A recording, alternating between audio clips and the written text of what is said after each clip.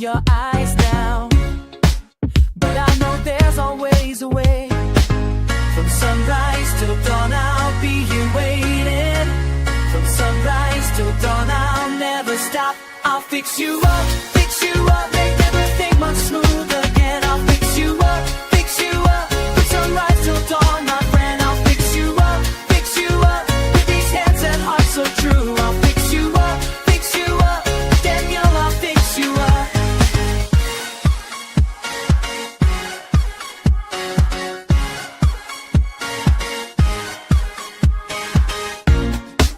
The connections might be tangled, the power source has lost its spark, but every wire tells a story, and I can mend what's torn apart.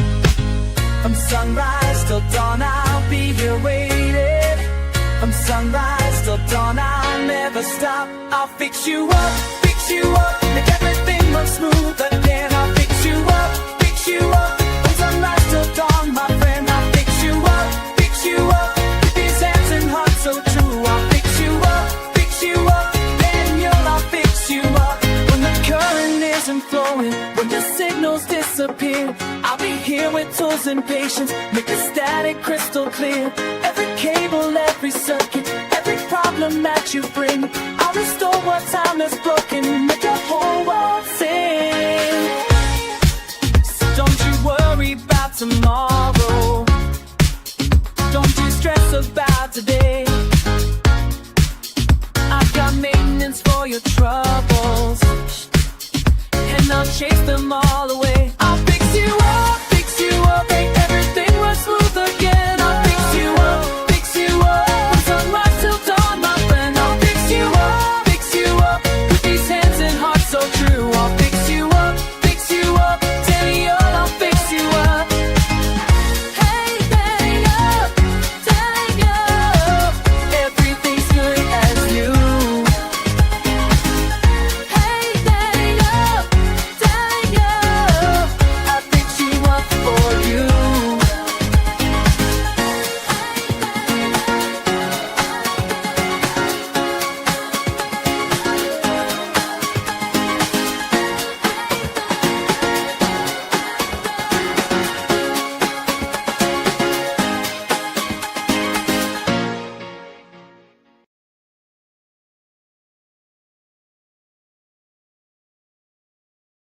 Well, welcome to the show.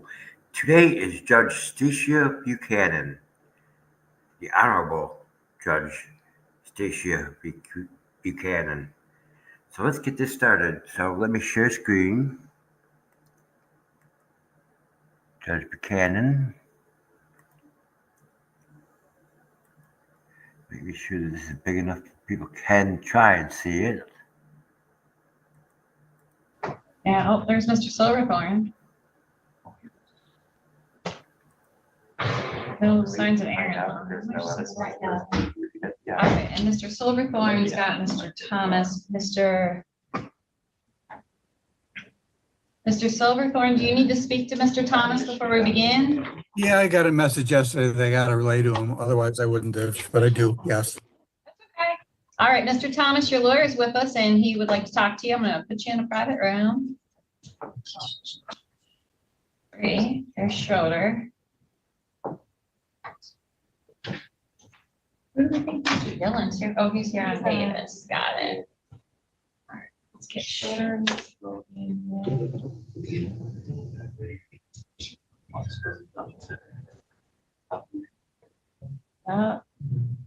right. Okay, the gentleman on post 2 visit 4. Let's see if your audio works. What's your name? Zachary Johnson. Oh, hi, Mr. Johnson. All right, Mr. Eckert, do you need to talk to him before we begin? No, Your Honor, I've already talked to him. Okay. Let's see here.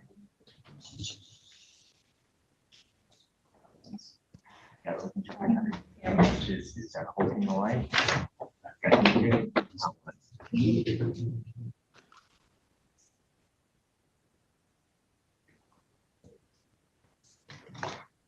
Okay, do we have a prosecutor for Judge Simmons?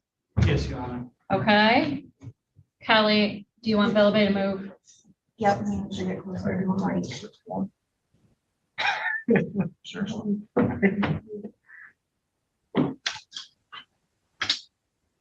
On the record in state of Michigan versus Zachary Johnson, 2402412 FY. Jeffrey Billabay on behalf of the people, Your Honor. Good morning, Your Honor. Attorney Derek Esper, Office of Public Defender, on behalf of Mr. Johnson, is appearing by video. Polycom from the Ingham County Jail. I'm appearing by video as well. And you are Zachary Johnson on the video, is that right? Yes, Your Honor. Thank you. Today's the date for probable cause conference. There is a preliminary exam scheduled for October 31st at 8:30 with Judge Simmons. Mr. Etheridge, you've spoken to your client. How would you like to proceed? Your Honor, this time we're asking the court to leave the matter on preliminary examination next week. I did email Mr. Billabay this morning an update and request for an updated plea offer, and asked if the previous plea offer was still available. Once I receive that response, I'll meet with Mr. Johnson and discuss it with you next week. Okay, and Mr. Billabay, you'll be ready for next week? Yes, Your Honor. The offer is still use of controlled substance. Okay, very well. All right, you got that, Mr. Etheridge? Yes, Your Honor. Okay, anything else for the record today? I will confirm, just for Mr. Billabay's, to let him know, I will likely accept that. I will confirm with him. I've already talked to him. He said he would accept it, so it'd be a likely plea next week. Got it. Thank you. Yes, sir. All right, Mr. Etheridge, I don't know what else you have going on today. Do you want to breakout room with him right now, or you want to just set up your meeting for later? I can set up the meeting for later, Your Honor. There was another file in another court that I was asking in the email about possibly resolving at the same time, so I'll wait for that response as well. Okay. All right then. All right, Mr. Johnson, you'll see Judge Simmons next week.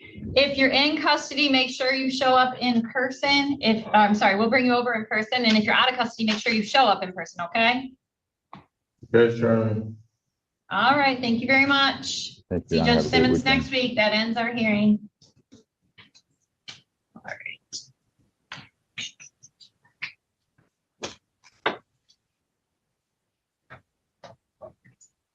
Okay.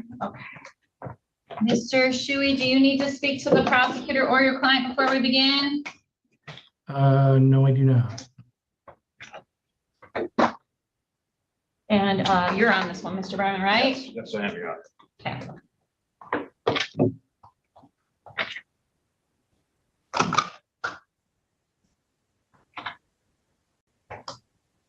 All right, Mr. Knight, turn on your video and we'll get started.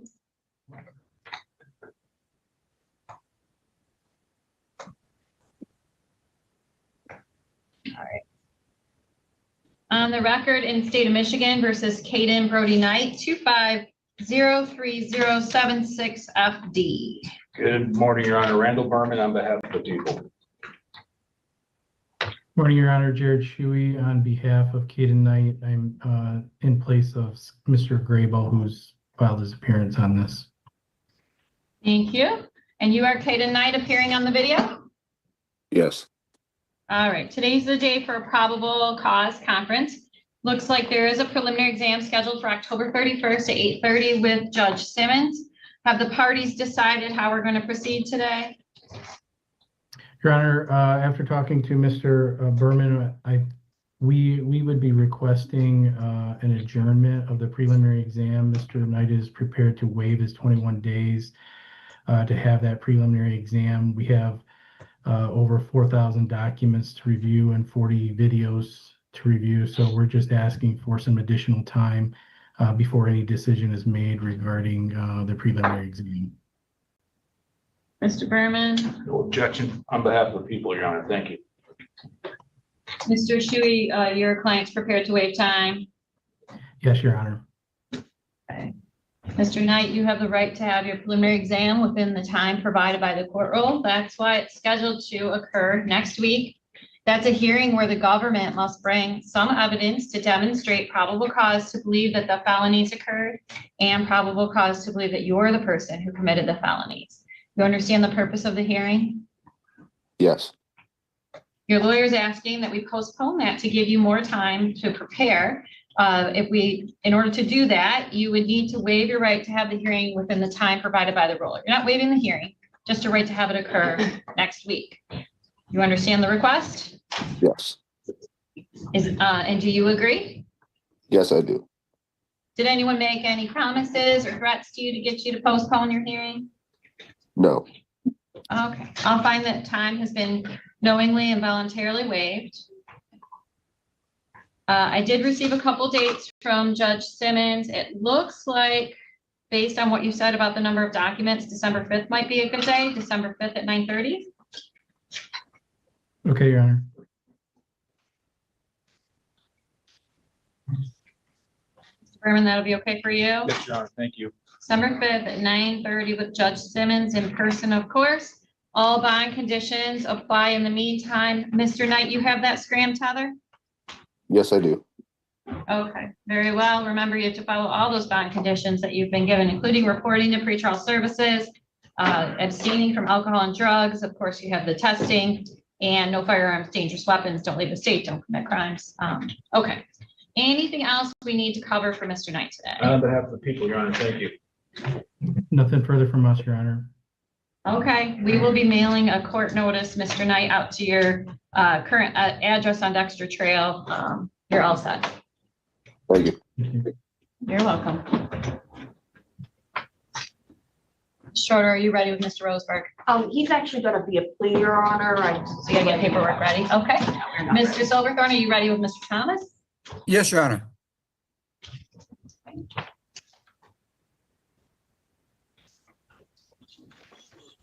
Let me get him back.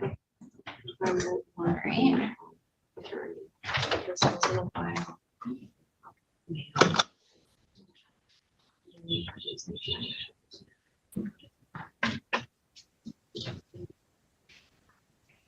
On the record in State of Michigan versus Bruce Thomas, 2503054 FY. Bill Bay. Bill Bay on behalf of the people, Your Honor.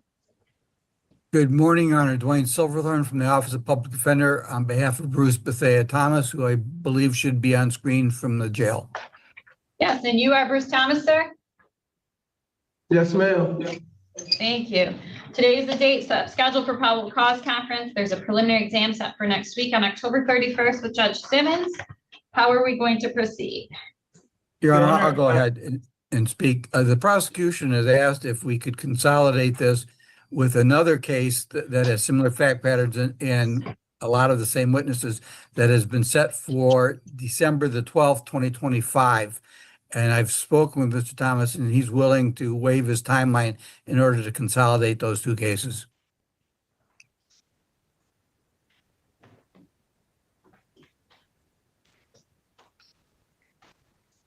Okay, Mr. Bilway?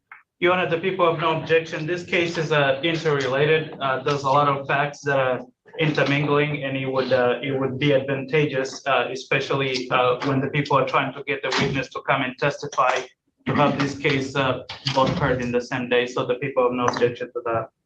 You're saying there's some of the same witnesses? Not necessarily, but they are related. The testimony are related to what happened. Okay. Mr. Silverthorne, your client's ready to waive time. Yes, Your Honor. Mr. Thomas, you have the right to have a preliminary exam within the time provided by the court rule. That's why yours is scheduled to occur next week. That's a hearing where the government must bring some evidence to demonstrate probable cause to believe that the felony occurred and probable cause to believe that you're the person who committed the felony. You understand the purpose of the hearing? Yes, Your Honor. The lawyers are asking to postpone the hearing because you have another case that's running in December. So the hearings can occur on the same day. You understand the request? Yes, ma'am. In order to postpone this case, you'll need to waive your right to have the hearing occur within the time provided by the rule. You're not waiving your right to have the hearing, just your right to have it occur right now. You understand that request? Yes, ma'am.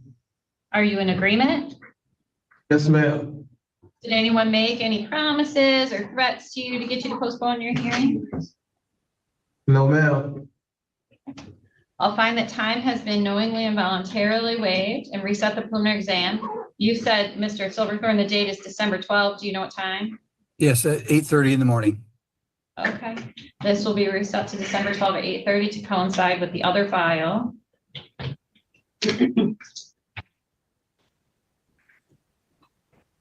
Are there other matters that we need to address for Mr. Thomas today? Nothing from the people, Your Honor. Not for the defense, Your Honor. All right, Mr. Thomas, remember you have a no contact order with Ms. Travis, Ms. Todd, Mr. Leroy. That applies whether you're in jail or out of jail. If you make contact with them from jail, you could still be in contempt of court and face a sentence of up to 93 days in jail and or $7,500 in fines consecutive to that which you already faced. But it's also important to understand whether that you could lose your phone privileges, that the prosecutor can use your calls against you. They can use your calls to add additional criminal charges. So don't make any bad choices, okay? Yes, ma'am. Yes, Your Honor. All right, you're all set. Thank you. What happened? Disconnect your Polycom here. Mr.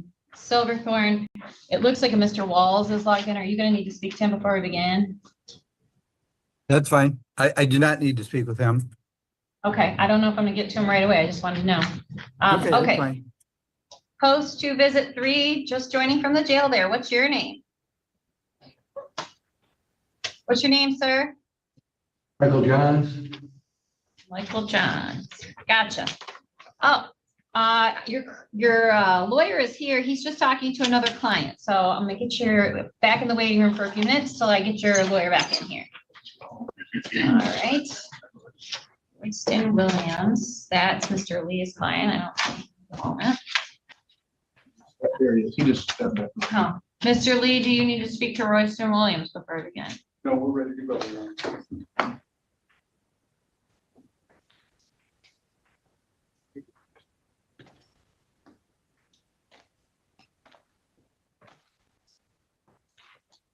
Mr. Royston Williams, please turn on your video and we'll get started.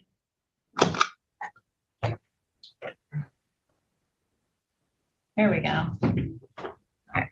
On the record, State of Michigan versus Royston Trenton Williams, 2503085FY. Ross Marchmina for the people. Assistant Public Defender John Lee on behalf of Royston Trenton Williams. Are you Royston Williams joining me by video? You have to unmute so we can hear you, sir. Your Honor. All right.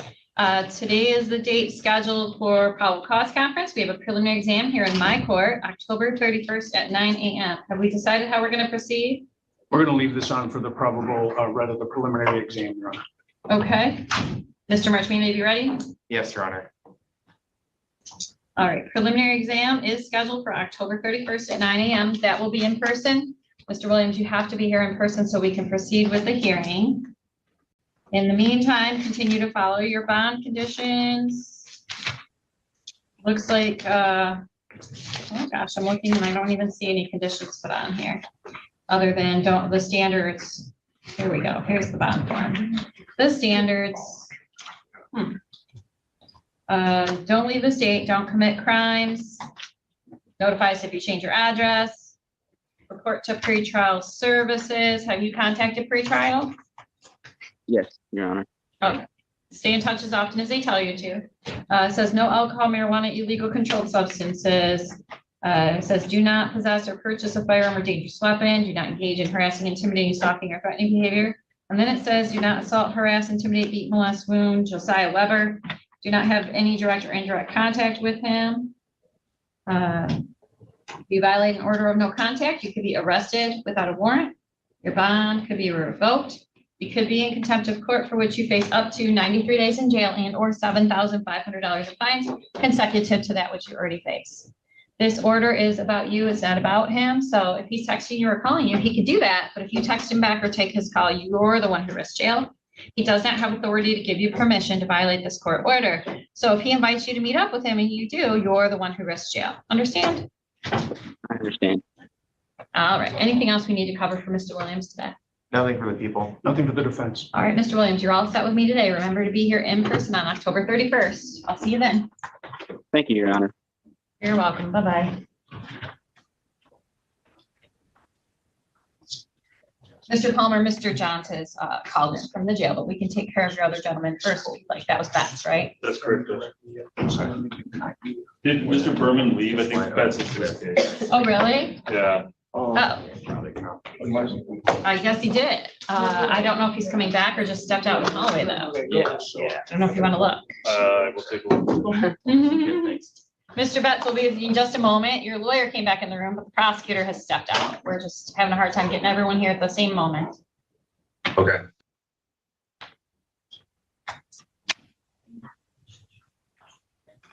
All right, I have Jariah Jackson. You do? Okay, I'll put that defendant in a breakout room for you. Without walking all the way down to the other courtrooms, I don't see Mr. Berman. Then do you want to go talk to Johns while you wait, or you don't need to talk? I don't need to talk to John. We can take care of John Okay. right now.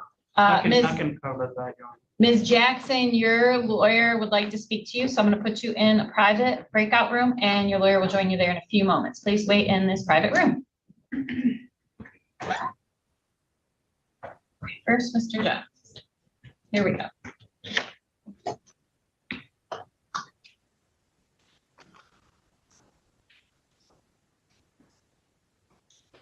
On the record in state of Michigan versus Michael Johns, 1-801-271-FY.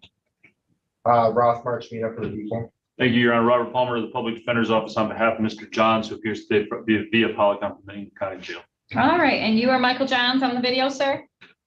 Yes, sir. Yes, ma'am. All right, today is the date scheduled for our probable cause conference. It was originally supposed to occur April of this year, it looks like. And before that, we had done it in 2020. So this case has been around a long time. Preliminary exam is set for next week, October 31st at 9 a.m. Have you decided how we're going to proceed? Judge, at this time, we're going to leave the matter set for preliminary exam. I have a misdemeanor offer has been relayed to Mr. Johns. I have communicated that to Mr. Johns privately in a meeting prior to today. We have all discovery. I don't believe we have any issues. Mr. Johns will be is considering the misdemeanor offer, and I think he'll let me know one way or the other when I meet with him, probably the first part of next week. Okay, Mr. Marchmino, that's acceptable to you? Yes, Your Honor. Okay, we'll leave this on for preliminary exam, October 31st at 9 a.m. That is in person. So Mr. Johns, if you're in custody, we'll bring you over. If you bond out, you need to make sure you make it to court by 9 a.m. on October 31st, okay? All right, anything else we need to cover for Mr. Johns today? No, Your Honor. Nothing for the people. All right, Mr. Johns, you're all set. I'll see you next week. Okay, thank you, ma'am. Welcome.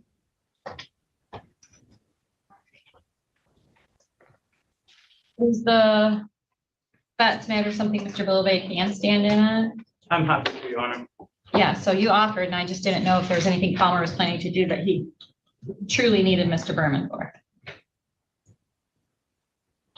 No, Your Honor, and just to be clear, I'm filling in for another attorney as well. Yep.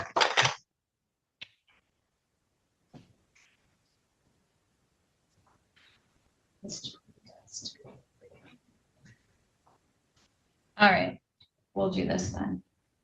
On the record in state of Michigan versus Nathaniel Betts, 2501506FY. Jeffrey Bilibay on behalf of the people, Your Honor. Thank you, Your Honor. Robert Palmer of the Public Defender's Office on behalf of Mr. Betts, who appears today via Polycom from the Lincoln County Jail. I'm standing in for his attorney of record, Stephen Freeman. And you, sir, you said you are Nathaniel Betts, is that right? Yes, ma'am. Thank you. Today's the date for probable cause conference. Preliminary exam is set with Judge Simmons for next week on October 31st at 9 a.m. How are we going to proceed? I can handle this, Judge. At this time, Mr. Betts desires to leave his matter scheduled for preliminary examination next week. To the best of my knowledge, we have all discovery, so we have no issues in proceeding with preliminary examination next week, which is scheduled for Halloween. Mr. Betts has also asked me to address bond. Okay. As for bond, Thank you, Judge. I believe bond is currently set for Mr. Betts at $25,000 cash surety. Mr. Betts has a stable address in Inkster. He also has a good phone number. Mr. Betts has very limited criminal history at the age of 31. He has stable employment. His family, as I understand it, his family owns a series of rental properties in the Wayne County area. He works for his father, maintaining and helping run those rental properties. They are also in the process of, I guess, developing and opening a barber shop in that area. Mr. Betts, the date of offense for this case is in July and August of 2023. Mr. Betts only became aware of it because he has a pending case in Wayne County. Mr. Betts is actually scheduled to be sentenced in Wayne County on. What? What's that? For what charge? For a possession charge, Judge, a lower level felony. That'll be his first felony on his record. He's scheduled to be sentenced on October 28th. My understanding is that he has a deal for probation.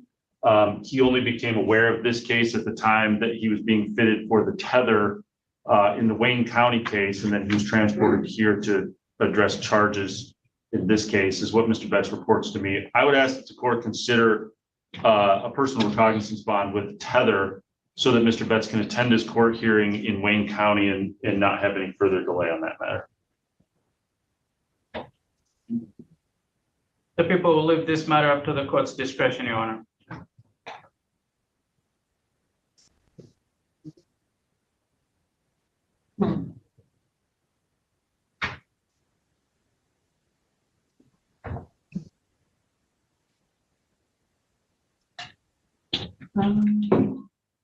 So I have this lien work, and I guess I'm not sure.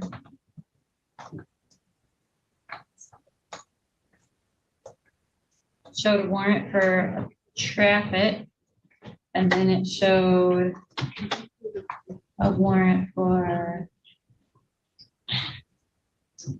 failure to appear. Jefferson County. Then another warrant for possession, failure to appear, probable cause conference in Inkster, which may be the case you're referencing. I believe that is. You know what that is, though? That's failures to appear, several of them. I understand. I'm not gonna do a PR bond, but I do think the bond that's set is a little high considering it's not an assaultive offense. Mr. Bilbay, do you wish to be heard on bond at all? The people will leave that up to the court's discretion, Your Honor.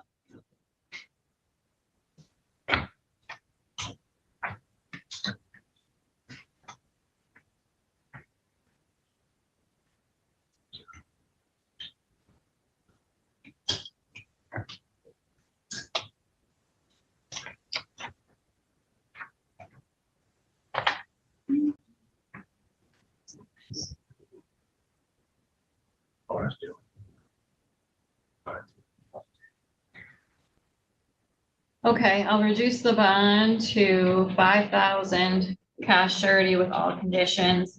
That includes reporting to pretrial services, of course. So when you're released from jail, you do have to contact pretrial and tell them you bonded out because they keep track of people on felony bonds. Don't leave the state, don't commit crimes, notify us if you change your address or phone number. No alcohol, marijuana, illegal controlled substances, no firearms or dangerous weapons, no assaultive behavior. And then there's also an order here not to go to 5008 South MLK or 462 Edgewood. You must follow those orders as well. Yes, ma'am. Okay. Anything else, Mr. Palmer? No, Your Honor, thank you. Nothing from the people, Your Honor. All right, you're all set, Mr. Betts. Don't forget, you're supposed to see Judge Simmons in person next week on Friday, October 31st at 9. Make sure you're there. If you're in custody, we'll obviously bring you over, but if you bond out, you got to make your way there in person, okay? Yes, Your Honor. All right, Thank you. thank you so much. Bye-bye. All right, are we ready to go on the record with Ms. Jackson? Yes, we are, Your Honor. Mr. Palmer, you're all set with Mr. Oh, I guess you're done. Maybe. I have Bryson. Okay, I don't have him yet, but I will. Okay. I was gonna say he's the last one and then I have to go run 7 prelims. Jaira Jackson, please turn on your video. On the record in state of Michigan versus Jaira Jackson, 2402895FY. Ross Marchmina for the people. Assistant Public Defender John Lee on behalf of Jaira Infinity Jackson. Thank you. And you are Jaira Jackson on the video? Yes, ma'am. All right, today's the date for probable cause conference. Preliminary exam is set for next week, October 31st at 9 a.m. here in my court. Have we decided how we're going to proceed? At this time, we're going to leave it on for the preliminary exam, Your Honor. Mr. Marshmini, are you ready? Yes. Ms. Jackson, preliminary exam, October 31st, 9 a.m. is in person, as evidence and testimony may be presented at that time. It's very important that you get here in person. You must continue to follow all your bond conditions. In the meantime, have you reported to pretrial services? No, ma'am. Okay, you were ordered to report to pretrial services back on October 14th, so you should have done that. I'm going to give you the phone number, and you're going to call them today. Because if you don't, they're going to tell me that you are not compliant with your bond, and then you could forfeit your bond and go back to jail. You don't want to go back to jail. You got to call them up and tell them, hey, I'm out on bond. Looks like the phone number you should call is 517-483-6529. Okay. You need to call them today. The other conditions, of course, don't leave the state, show up for court, don't commit crimes. No firearms or dangerous weapons, no alcohol, marijuana, illegal drugs, no assaultive behavior, and then no contact with Ms. Jackson, not to be within 2,000 feet of where she lives, works, or goes to school. If you violate the order of no contact, you could be arrested without a warrant. This bond could be revoked. You could be in contempt of court, for which you might be sentenced to up to 93 days in jail and or $7,500 in fines consecutive to that which you already face. This order is about you. It's not about her. So if she's texting you or calling you, she's allowed to do that. You text her back or you take that call and you are the one who goes to jail.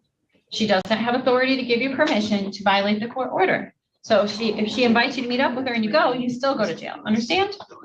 Yes, ma'am. All right. Anything else we need to cover for Ms. Jackson? Nothing for the people. Nothing for the defense. All right. You're all set, Ms. Jackson. Remember, in person next week. See you then. Yep. Let me just check the jail here and see who I have. Uh-oh, post 2 visit 7 has no video. Is there a person there? Yes, ma'am. What's your name? Anthony Franson Jr. Okay. Mr. Palmer, Mr. Freisen without video. Have you already spoken to him? I've already met with him, Judge. We're ready to go. Mhm. This is when Polycom doesn't feel like a very good solution.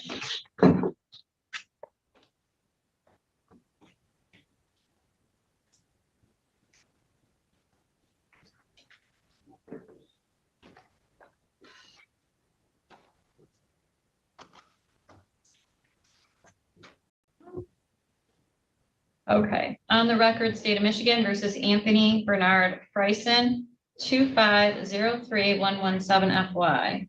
Jeffrey Phillips on behalf of the people, Your Honor. Thank you, Your Honor. Robert Palmer, the Public Defender's Office, on behalf of Anthony Freisen, who appears today from Ingham County Jail, sort of via Polycom. And you said you are Anthony Freisen on the jail Polycom, is that right? Yes, ma'am. Okay, today's the date scheduled for probable cause conference. Preliminary exam is set for next week, October 31st, 9:30 with Judge Simmons. Have we decided how we're going to proceed? Yes, Your Honor, we're going to leave this matter set for preliminary examination. I don't anticipate any delays. I believe we have all discovery. Mr. Bilibay, you'll be ready? Yes, Your Honor, the people will be ready. Okay. Preliminary exam is October 31st, 9:30 with Judge Simmons. That is in person. If you're in custody, we'll clearly bring you over for that. If you're not in custody, then you need to make sure you get to Judge Simmons' courtroom on the 31st by 9:30. Remember, you have that no contact order with Ms. Thomas. That order applies whether you're in jail or out of jail. If you're contacting her from in jail, it still could be contempt of court, punishable by 93 days and or $7,500 in fines. But also the prosecutor can use your calls against you. They can use your calls to add additional criminal charges. Your phone privileges could be taken from you. You understand the order of no contact, sir? Yes, ma'am. Okay. Anything else we need to address for Mr. Freisen today? No, Your No, Honor. Your Honor. No, Your All Honor. right. Thank you. You're all set. Mr. Freisen, you'll see Judge Simmons next week. Thank you, Judge. Thank All right, you. thank you.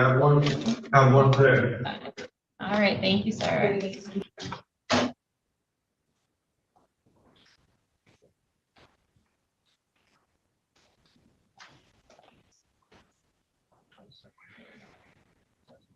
Mr. Walls, turn on your video, please.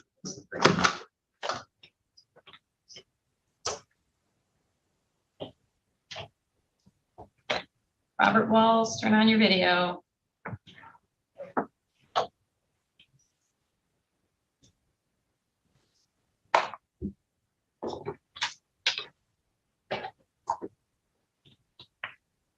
Okay.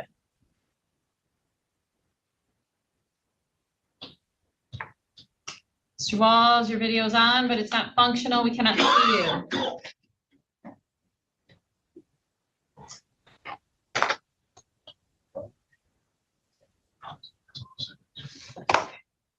Okay.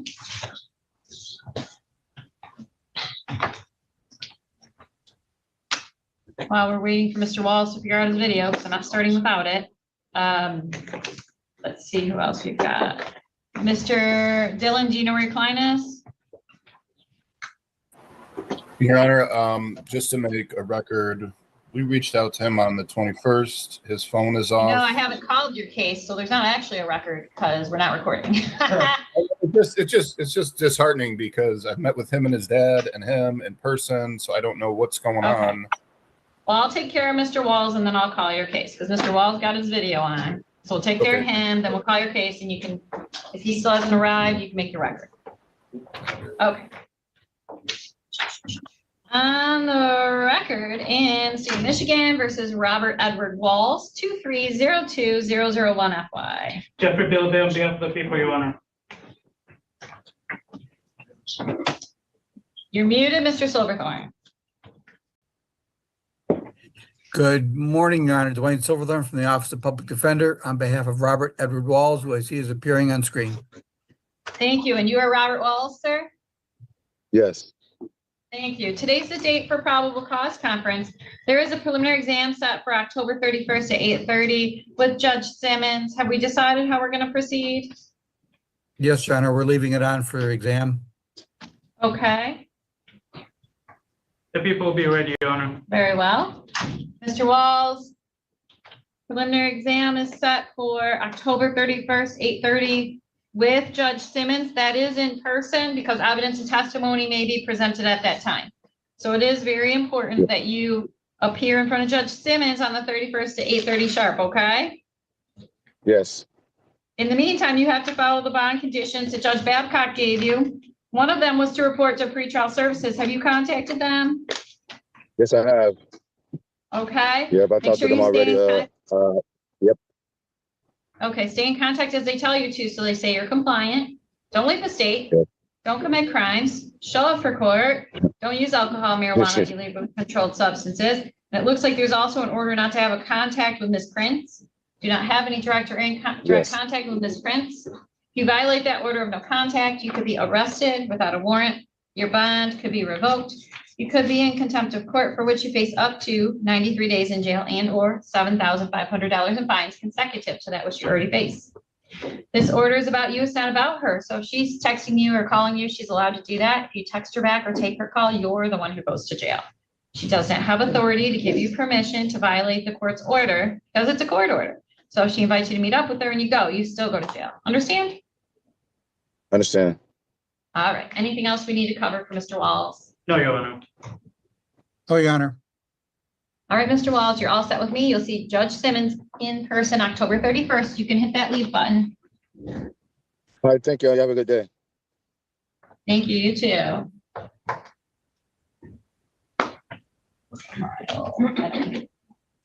There it is. This is short, one other person too, I think. Okay.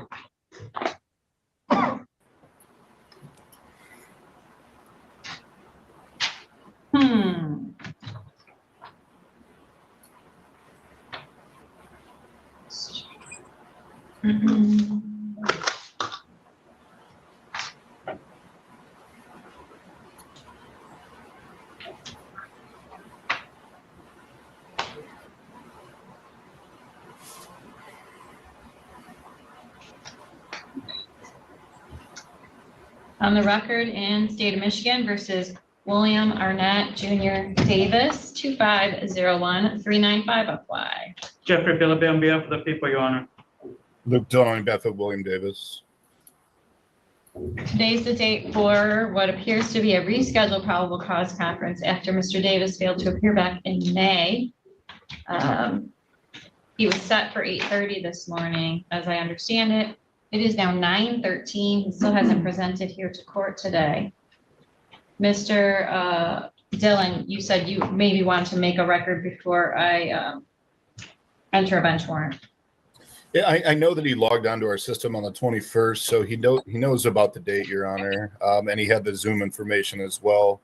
After you notified us to log on via Zoom, so I can't make a defense for the court not to issue a bench warrant. Thank you. As this is an assaultive offense and it's Mr. Davis's second time failing to appear, there'll be an immediate bench warrant and bond forfeiture ordered. And you're all set, Mr. Dillon. Thank you, Your Honor. Have a good weekend.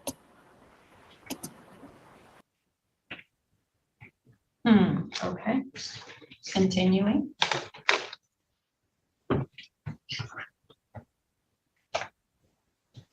Do we know, does the public defender's office represent Mr. Benson? I can look at it, and I also have Mr. I don't know how the court's gonna want to handle it, Mr. Rosenbaum, but I can look up Benson. I know about your other client. All right, no, I just didn't know because he's not here in person, that's all. Who's on the video? I understand. What's the first name, Ron? Diego? I just can't tell. So the docket card doesn't say whether he did or did not make an application. Diego Alexander? Diego Benson. I'm saying the. Oh, middle name. Middle name Alexander, you're right. All right, I'm just want to make sure I'm pulling up the right file. According to our system, it's gonna be able to.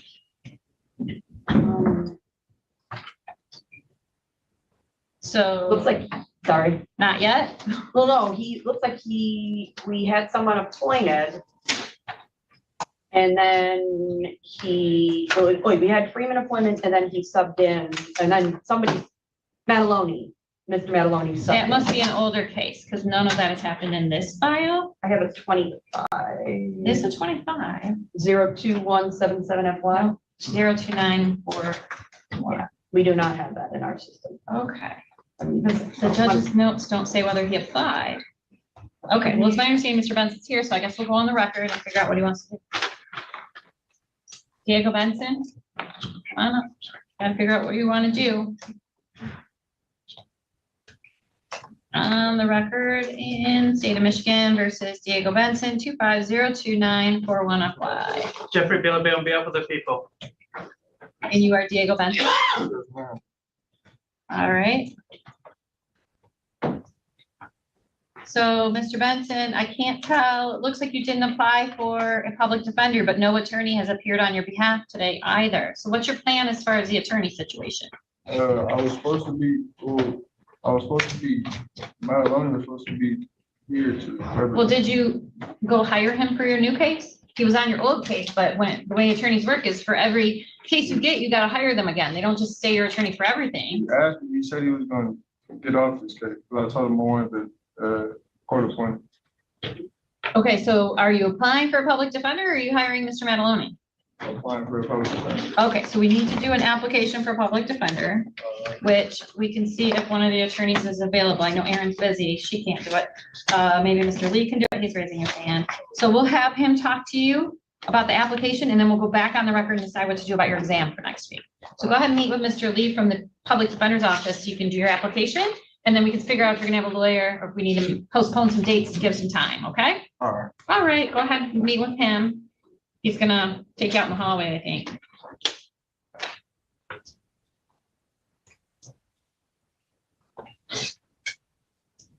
All right. Are you stealing my files from me? Ms. Shorter, do you have the paperwork? I have the plea agreement without his signature. Sure, that's fine. If I may approach. Of course. Thank you. Thanks.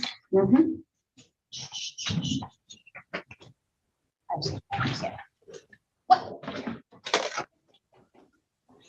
Okay.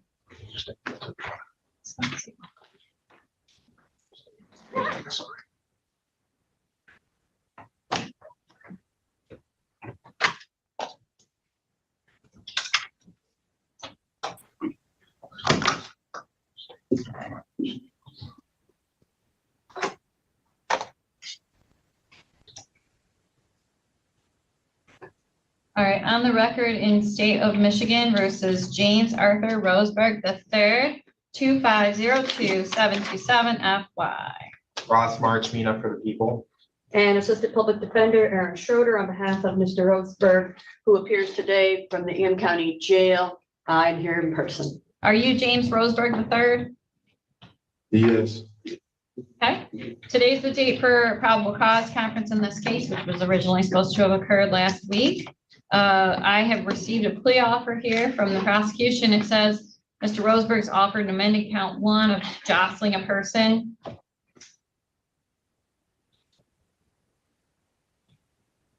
And sentence agreement to no upfront jail and consent to youthful offender status.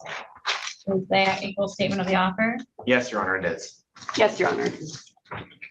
And Mr. Roseberg, is that your understanding of what's being offered to you? Yes. Are you interested in accepting? Yes, I am. Disorderly person by jostling another is a misdemeanor punishable by up to 90 days in jail and or $500 in fines plus court costs.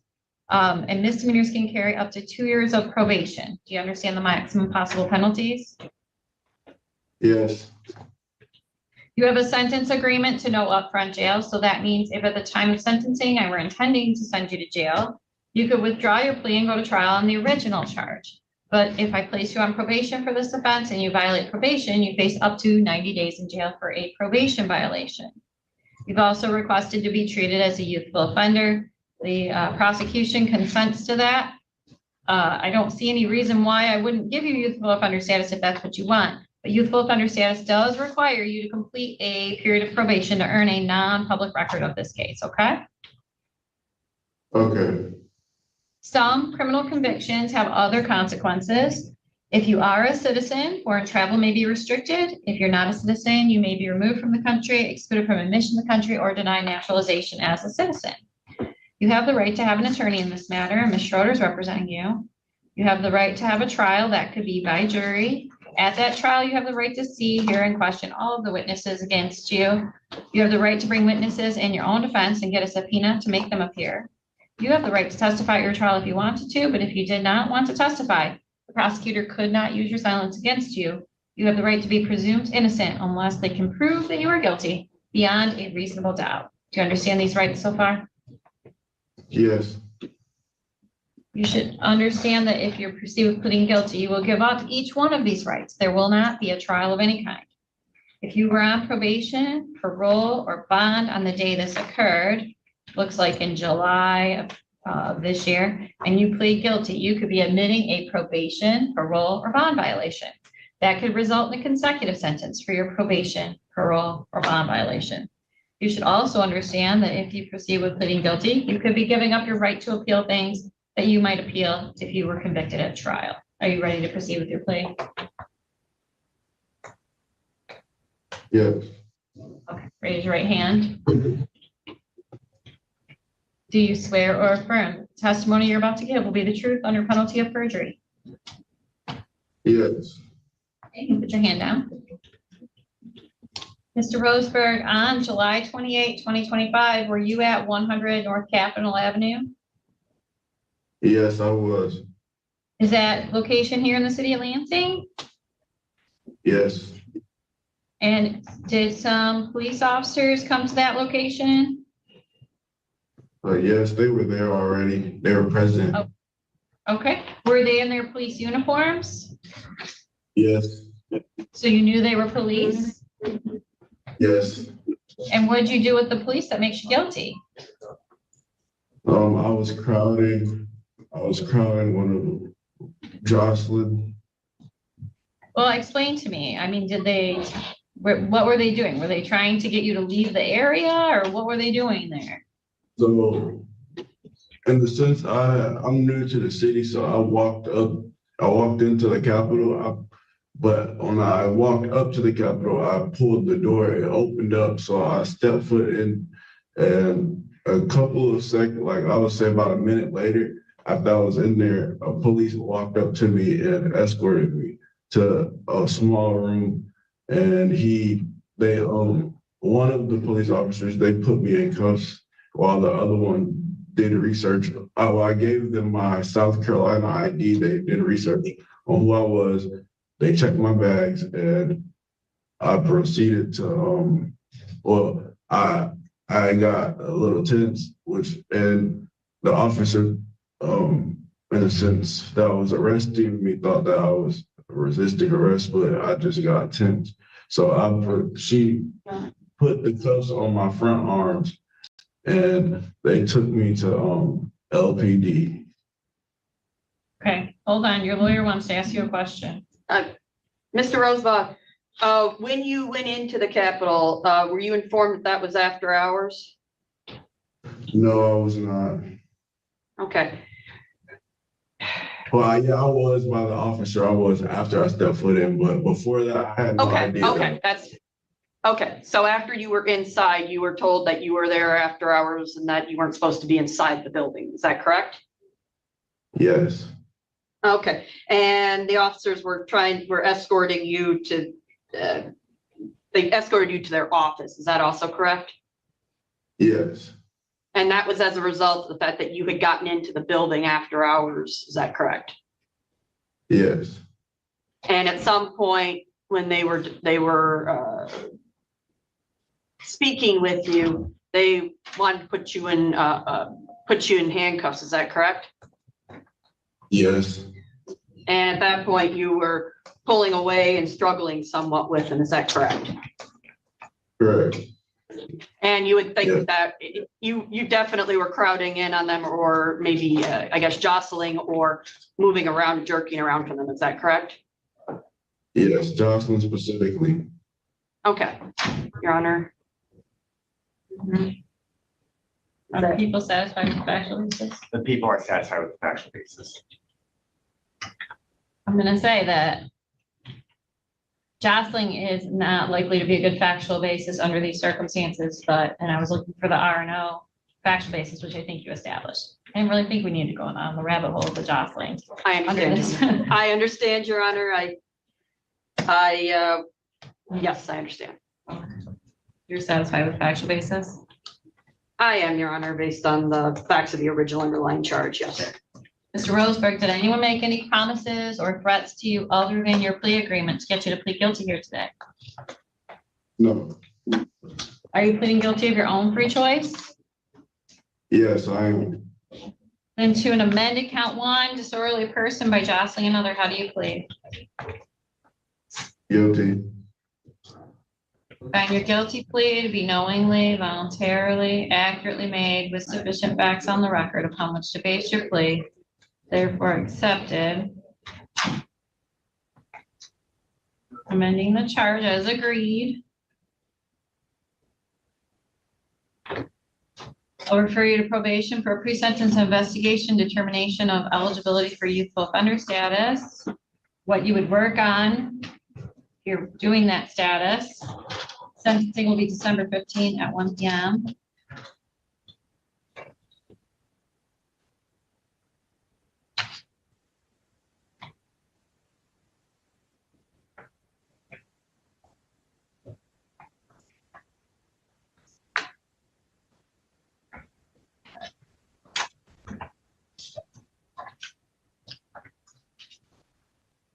Is this the only thing holding him in jail? I just looked that up, Your Honor, and unfortunately it is not. He has 2 misdemeanor files with Judge Flores that are scheduled for final pretrial on the 4th of November. And it appears he may have also a hold out of Calhoun County Sheriff's Office. Okay. But I would ask that we potentially lower his bond on this file now that it is a misdemeanor. Yeah, I just, all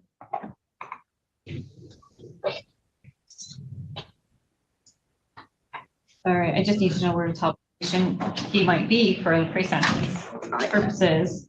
I believe Got that. Yeah, yes, sure. Okay. All right, so here's the deal. I'm gonna change your bond to $500 personal recognizance. But you have other holds, so you might not get out of jail right away. If you get out of jail and you have not filled out any probation paperwork or talked to a probation officer, come over here, fill out your questionnaire and set your appointment. If you get out of jail and you don't know your sentencing date because they didn't give you your paperwork or something, you can contact your lawyer, you can contact us. We will print that out for you again. We don't want to issue warrants for you for missing court. So your court date is December 15. A lot can happen between now and then. So be sure if you have any doubt in your mind about when you're supposed to be back, that you ask someone. Don't ignore it. Don't end up with a warrant and end up back in jail because you missed a date when you could simply come by and ask us, okay? Yes, ma'am. Okay. All right, anything else for Mr. Roseberg? Nothing for people. Your Honor, if I may, because we have a PR bond now, may I just inquire of, because he won't be earning any credit on this file with that. May I inquire of Mr. Rosebaugh that he understands that? Yeah. Mr. Rosebaugh, with regard to the PR bond you just received from this court, you need to understand that you're going to be continued to be held at least till November 4th on 2 other files with the 54, with a different judge, which means you will not earn any jail credit while you're on this file, while you're awaiting the outcome of the other files. You would not be entitled to jail credit from Judge Buchanan on this file. Do you wish to still have a personal recognizance bond on this file, or would you like me to ask the judge to set some type of very low bond so that you can continue to earn credit for this file? I guess I would prefer to receive credit. Your Honor, if we could just very low amount. I mean, he's asking for youthful offender status. I understand, but So he's gonna have to do probation, you see? I understand. I mean, Okay. if he could even Change the bond 500, 10%. It's gonna appear in 7 days anyway, though, now that it's a misdemeanor, just so you know. I understand, it just that 7 more days.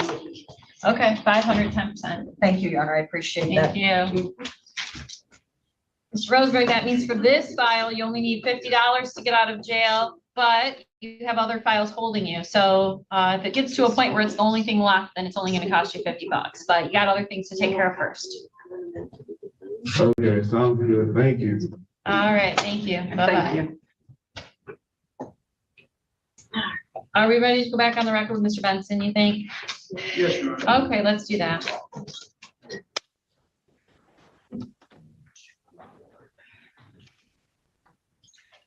Back on the record in State versus Diego Benson, 2502941FY, and Mr. Bilbey, and now Mr. Lee, and Mr. Benson are before the court. I'm gonna write defendant applied for court appointed counsel, I believe. Yes, he did, Your Honor. All right, now he has his exam set for next week for Judge Simmons. How do you want to handle that at this point? I believe we're going to have that adjourned. I don't think that we'll be able to get this turned around, get somebody assigned and have sufficient time to get discovered and review it, et cetera, in 7 days. Yeah, okay. Mr. Benson, in order to give time for you to get an attorney and have them be prepared, I have to potentially postpone your case beyond the time provided by the court rule. We're not waiving the hearing, just your right to have it occur next week. You understand that? And are you willing to agree to it? To give time for you to get a lawyer? Okay. I'm just gonna find good cause to adjourn, to get a lawyer. Now, I got prelim dates from Judge Simmons' office, but she didn't give me a PCC date, and I'm feeling like you're gonna want a PCC for the new lawyer before we go to prelim, right? That would make sense. Okay, let's see here. Ms. Giesiger, can you help us find a PCC date to go with the PE date? I mean, we could do PCC maybe next week and then put the PE on for just the week after. You could do that. November 6th. Yes. Just change that over to a PCC. That was Okay, so we'll turn October 31st at 9 to a PCC. So have you come back and see Judge Simmons then, and you should hopefully have a new lawyer with you, and then we'll do November 6th at 9 for exam. And Mr. Benson, you're still on bond in the meantime, and I just want to confirm, have you contacted pretrial services? Yes, ma'am. Okay, make sure you stay in touch with them as often as they say to, so they say you're compliant and you get to stay out on bond. Don't leave the state, show up for court, don't commit crimes. No alcohol or illegal drugs, no firearms or dangerous weapons, and of course, don't assault anyone. All right, we're gonna get that new court notice printed for you in a minute that has a change of your court dates on it. Anything else we should address for Mr. Benson? No, Your Honor. Nothing further, thank All you. right, thank you for doing that intake, Mr. Lake. Absolutely. Appreciate that.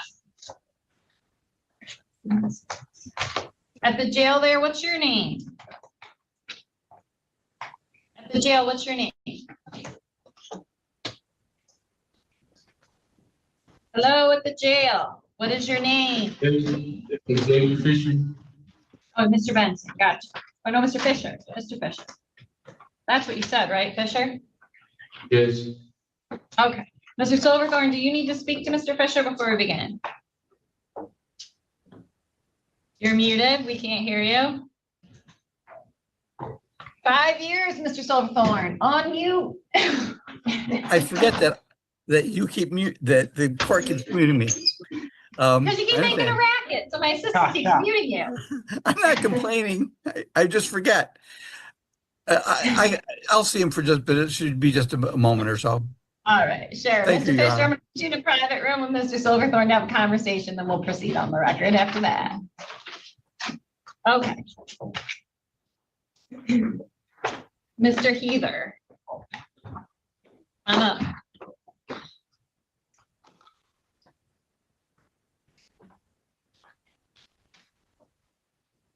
On the record in the state of Michigan versus Dale Kenneth Heather, 2502987FY. Jeffrey Billuby on behalf of the people, Your Honor. And you are Dale Heather? Yes, Mr. Heather, it's my understanding that you applied for a public defender, but they denied your application. correct. So we have to decide what you want to do next. Usually when they deny the application, it's because you earned too much money. Yes, So do you wish to hire an attorney at your own expense, reapply to the public defender because you think they've got your income wrong? Or, of course, you could represent yourself, although it's a felony charge, so. I got one paper that the last time I was in there related to it was high court misdemeanor. Then I called the number to call see if it's felony or misdemeanor, and they told me it's not a felony. It's a So in the misdemeanor. state of Michigan, high court misdemeanors are treated as felonies for almost every purpose. It's almost silly that they call it a high court misdemeanor because it's treated as a felony for almost every purpose. Meaning you still have the right to a preliminary exam, which you only get in felonies, and you could still face possible prison, which you can only get for felonies. So it is treated as a felony for most purposes. That's why there's the confusion. So for purposes of the lawyer though, what do you want to do? I was hoping to talk to a prosecuting attorney today and get this over with while I'm here, actually, but Well, you can represent yourself and talk to him, keeping in mind, of course, he represents the state and it, whatever you say might not be in your interest. So you can do that if you like, knowing that this is a high court misdemeanor, that it is treated similar to a felony for all purposes. If you want to talk to him, you can go ahead and do that and we'll see where you land. if I do that, that's gonna wipe out my chance to hire an attorney. No, if you don't make a deal with him today, you just come back in and we talk about how we're gonna Okay, no, set the scheduling for that, okay? I'd love to do that. Okay, Mr. Billuby, it sounds like Mr. Heather would like an opportunity to talk to you and find out if there's any offers on his Yes. own behalf first. Yes, Your Honor. Okay. Mr. Silverthorne, you ready with Fisher? Yes, Your Honor. Okay, well, that's a Judge Simmons case and I just sent Jeff Billuby out of the room. So we're gonna have to come back to that in just a minute. All right, Your Honor. Whatever happened to Majeski? The jail never called in. So I guess I have to find out why. Mr. Lee's out of the room, but I guess I'll call. He's supposed to be on post 3. Yep.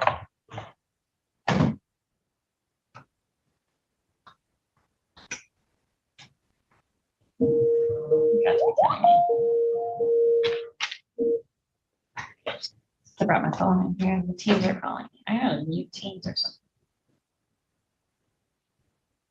Hi, this is Judge Buchanan. I'm calling because I was supposed to see Mark Majeski on Polycom at 8:30 this morning. I'm still looking for him. Sounds good. Thank you. Bye.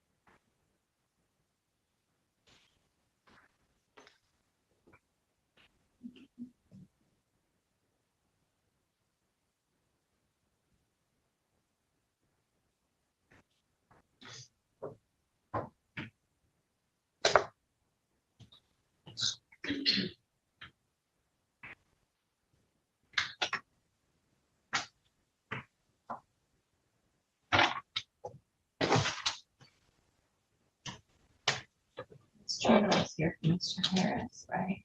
Do we have the packet ready? Mr. Birchby has the packet. Oh. Hey, Randy. We were looking for you earlier. It's in the library. Mr. Palmer had a case with you, but Mr. Bilbay stood in Thank you. I just left it said, I assume. and then motioned for bond. All right, you're back, Mr. Bilbay. So I'm gonna do Mr. Silverthorne's client, Mr. Fisher, first. I just need to write an offer anyway, so that works. I don't know, sometimes I don't know about your multitasking. Okay. It's okay, but earlier you were on the phone, you didn't even know I called Fair point. you.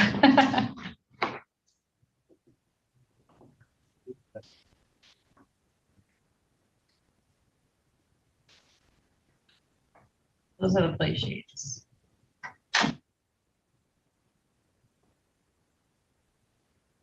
That's a scale version of the play sheet. It's what we use now. Oh, okay. Different from when I was here. Yes. I've been gone for 6 months, so. I know, but we moved to the scale version, which should be used statewide, but I see. we still have no uniformity. Yes, ma'am. We'll get there. All right, be close to a mic and I'll call the case. All right. Guess you can use the podium. Nobody else is there. There's a microphone. Okay, on the record, State of Michigan versus Xavier Fisher, 2503119 FY. Jeffrey Bilbay on behalf of the people, Your Honor. Good morning, Your Honor. Dwayne Silverthorne from the Office of Public Defender on behalf of Xavier Fisher, who is appearing on screen from the jail. And you, sir, are you Xavier Fisher on the video? Yes, ma'am. Okay, today's the date for probable cause conference. There is a preliminary exam scheduled for October 31st in Judge Simmons' court. Mr. Silverthorne, how would you like to proceed? He will agree to waive his preliminary examination and send the matter to circuit court, Your Honor. Okay, if we're doing a waiver, then let's see here. Get some signatures. Bilbay, will you sign if you're waiving on behalf of the people? Yes, ma'am. Yes, sir.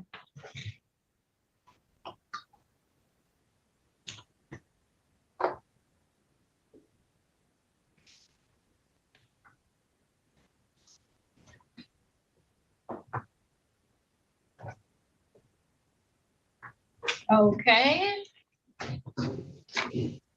Is there an offer to be stated for the record, Mr. Bilbay? There's not an offer to be stated, but this is supposed to be a circuit court resolution, Your Honor. That is correct, Your Honor. And to be clear, you do waive on behalf of the people as well. The people unconditionally waive their right to preliminary exam as well, Your Honor. Okay.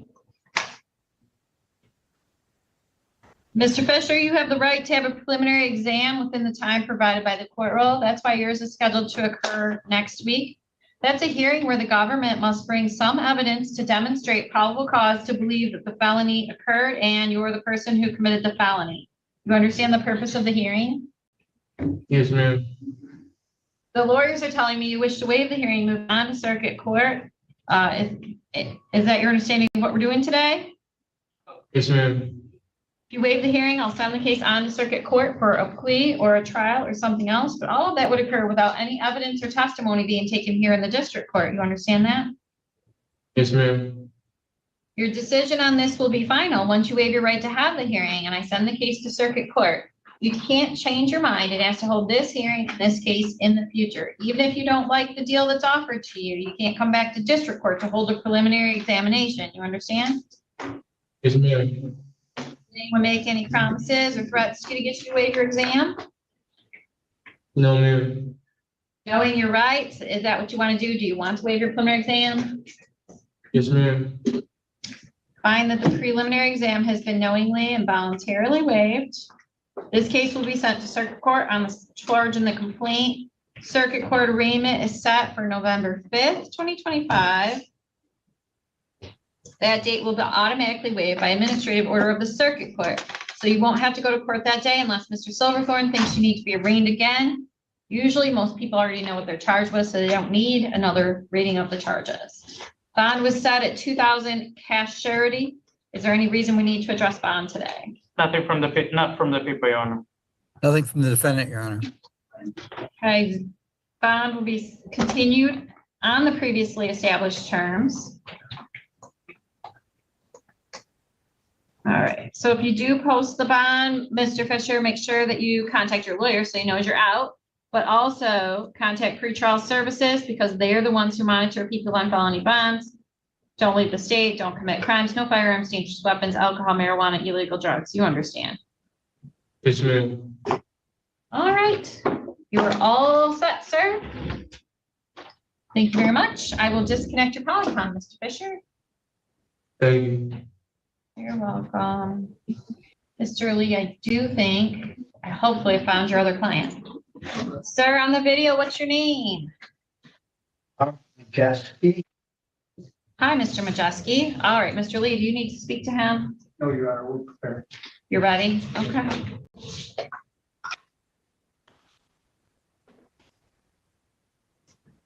On the record in the state of Michigan versus Mark Arthur Majeski, 2503083FY. Ross Martinez for the people. Assistant Public Defender John Lee on behalf of Mark Arthur Majeski. And you, sir, you are Mark Majeski on the video, is that right? Yes. Yeah, that's what you told me. Okay. Today's the date for probable cause conference. We have a preliminary exam set for next week, October 31st at 9 a.m. here in my court. Have we decided what we're doing? We're going to leave this on for the preliminary exam, Your Honor. Okay. Mr. Marchino, you be ready? Yes, Your Honor. Okay. Mr. Majeski, preliminary exam is set October 31st, 9 a.m. here in my court. That will be in person as evidence and testimony may be presented at that time.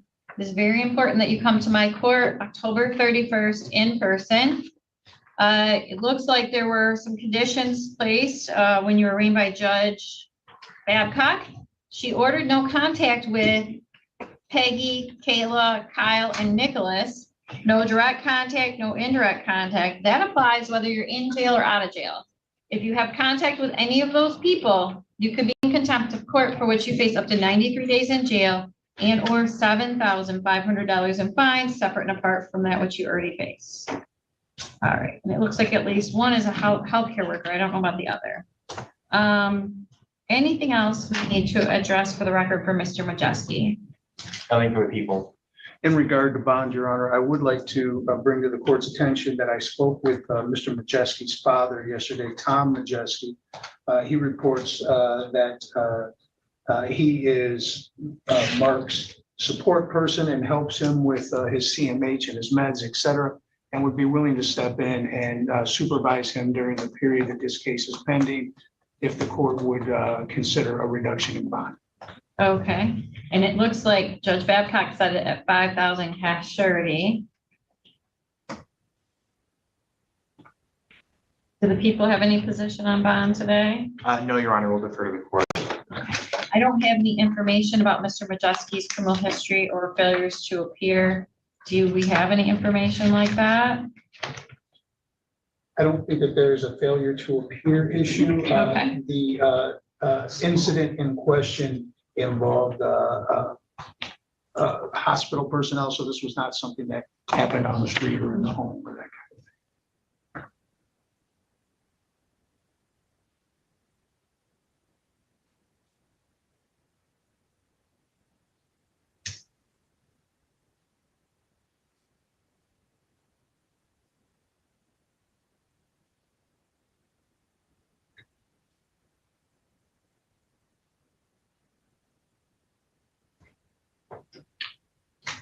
thing. Okay. So his father, is he gonna reside with his father? Yes, And is that gonna be the Georgetown address? that is correct, Your Honor. Does he ordinarily reside with his dad? That I'm unclear on. I think that, well, I don't want to say because I'm unclear.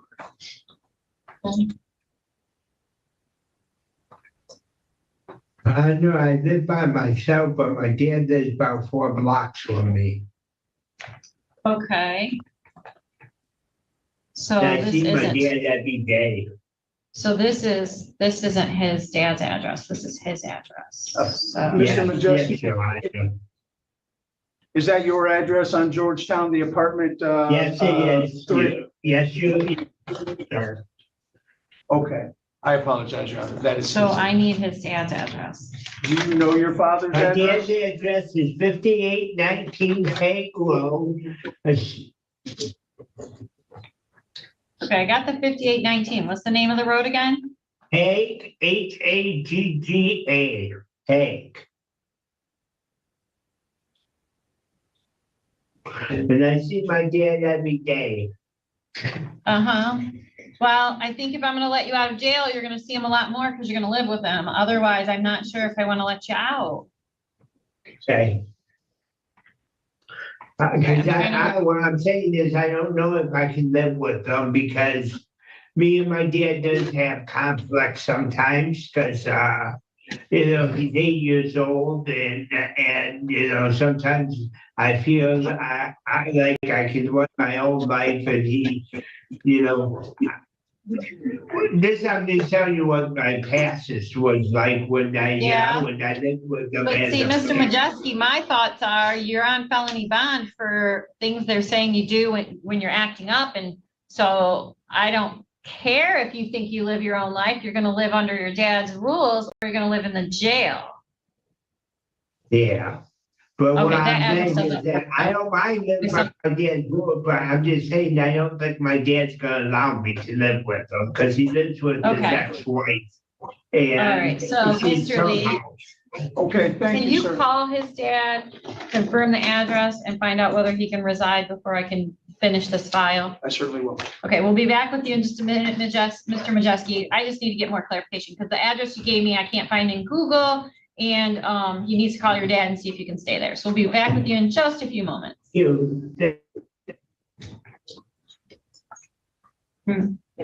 that's what I wondered. Yeah. Okay.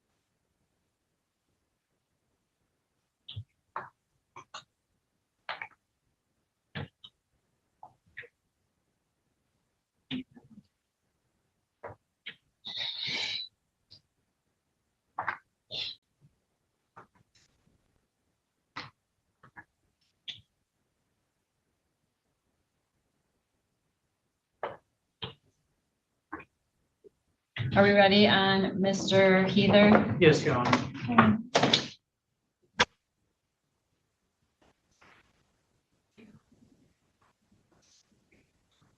You didn't write the penalties on here.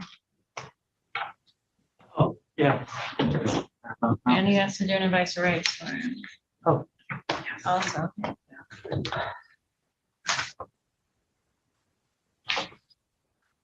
Just a second.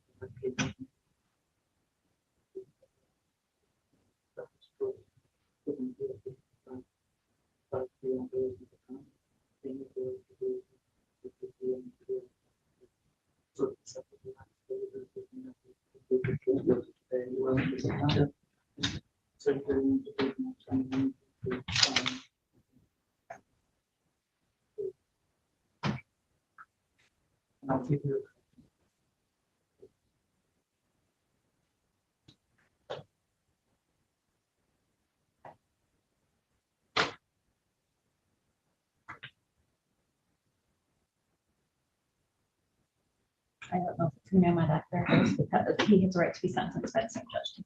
True.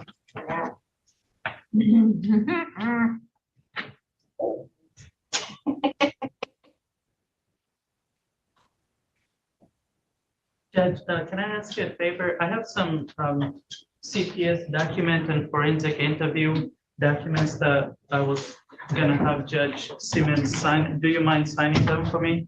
I can sign those orders. Okay.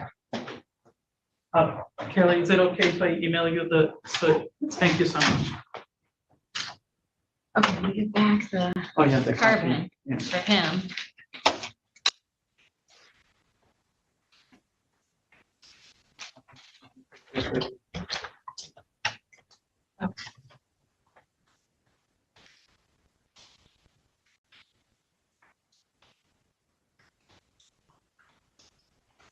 Why, Jeff?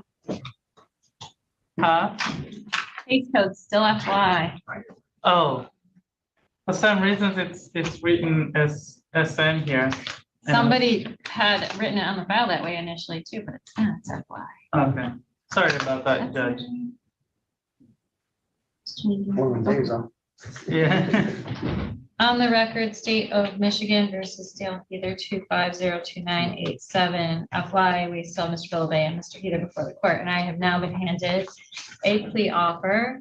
Mr. Heather, the state is offering for you to plead guilty to false report of a misdemeanor in lieu of the original charge.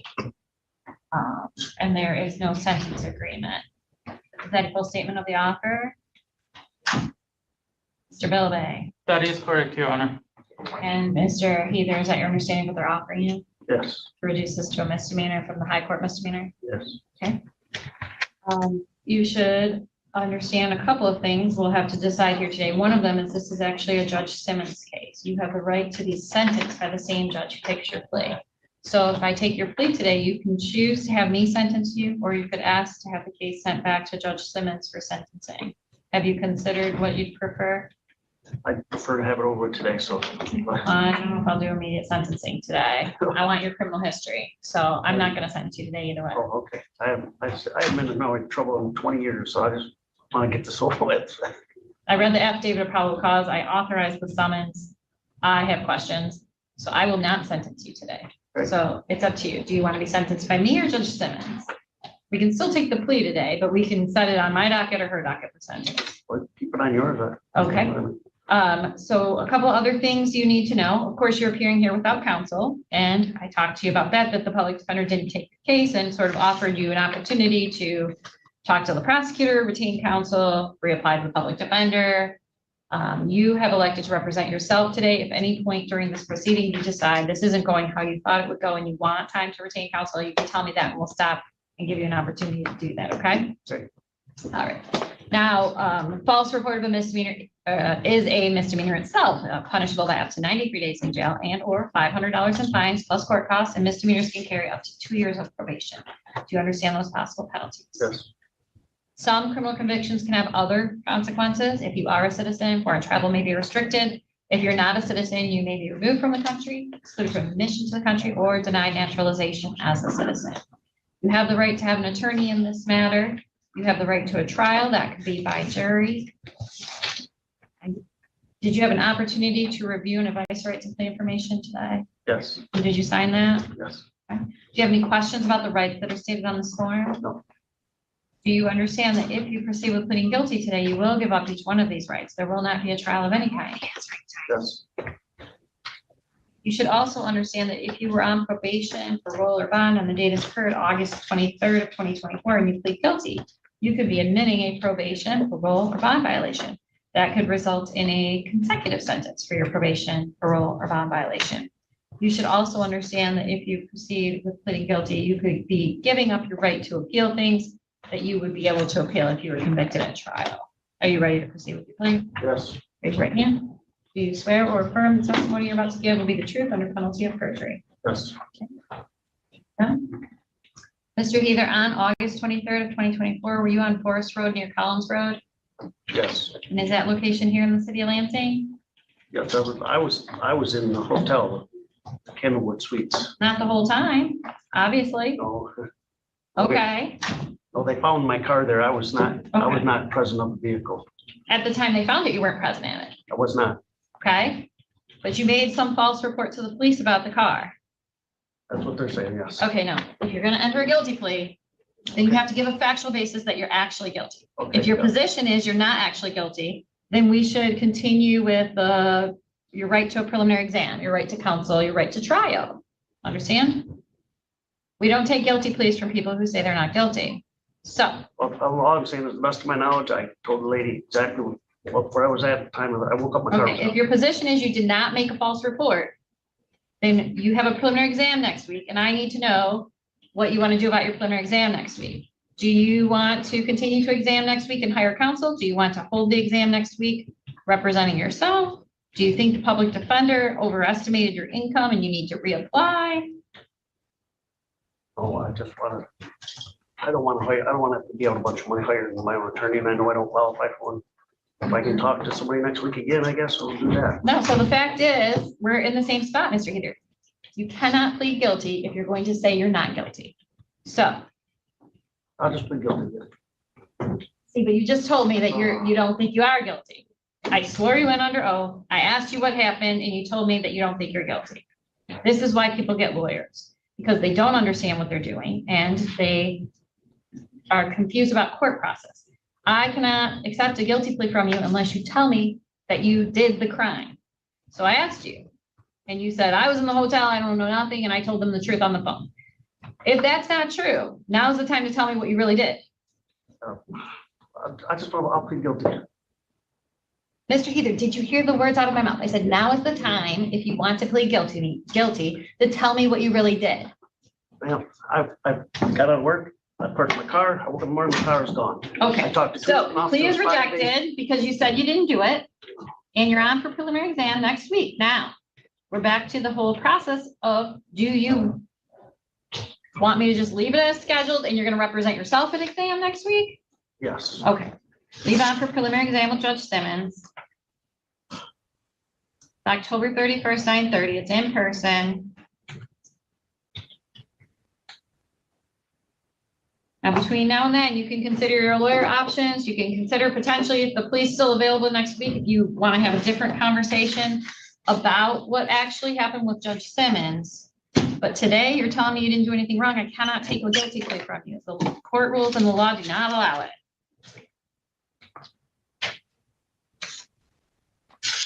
Do you need a new court notice for next week or you have it? No, I got it. Okay. Remember to keep filing your bond. Have you contacted pretrial? Yes.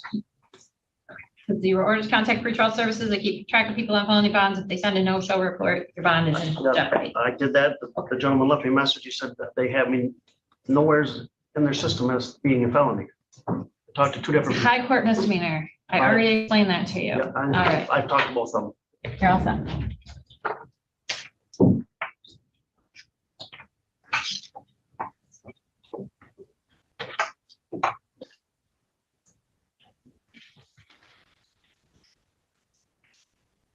All right, Mr. Lee, did we get what we needed for Mr. Majeski? We did.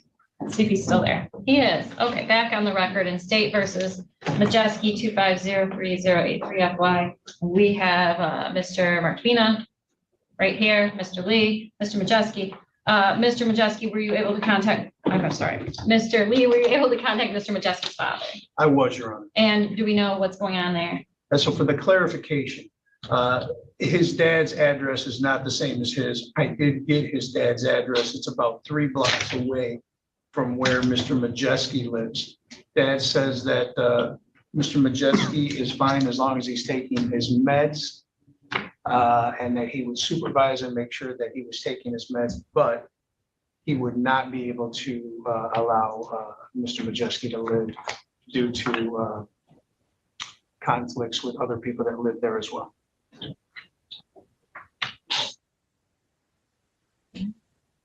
I'm not doing a PR bond at this time, then bond will be reduced to 2,000 cash surety with all conditions. I guess Mr. Majeski's dad can decide if he wants to assist him in posting that, but I am not comfortable PR bonding him at this time with this many charges. Presumably, Mr. Majeski was supposed to be taking his medications when these offenses occurred. So I have to consider the protection of the public. These bonds will be 2,000 cash surety. Thank you, Your Honor. All right, thank you.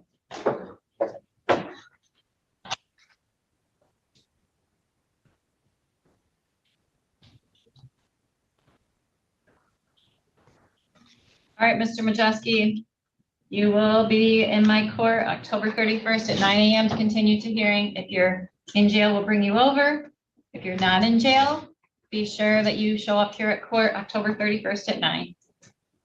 I'll be in jail. Okay. Bye.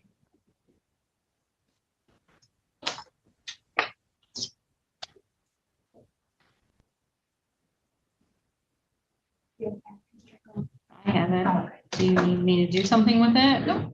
I'm just trying to write on here so there's clarity that the address I wrote is not where he lives.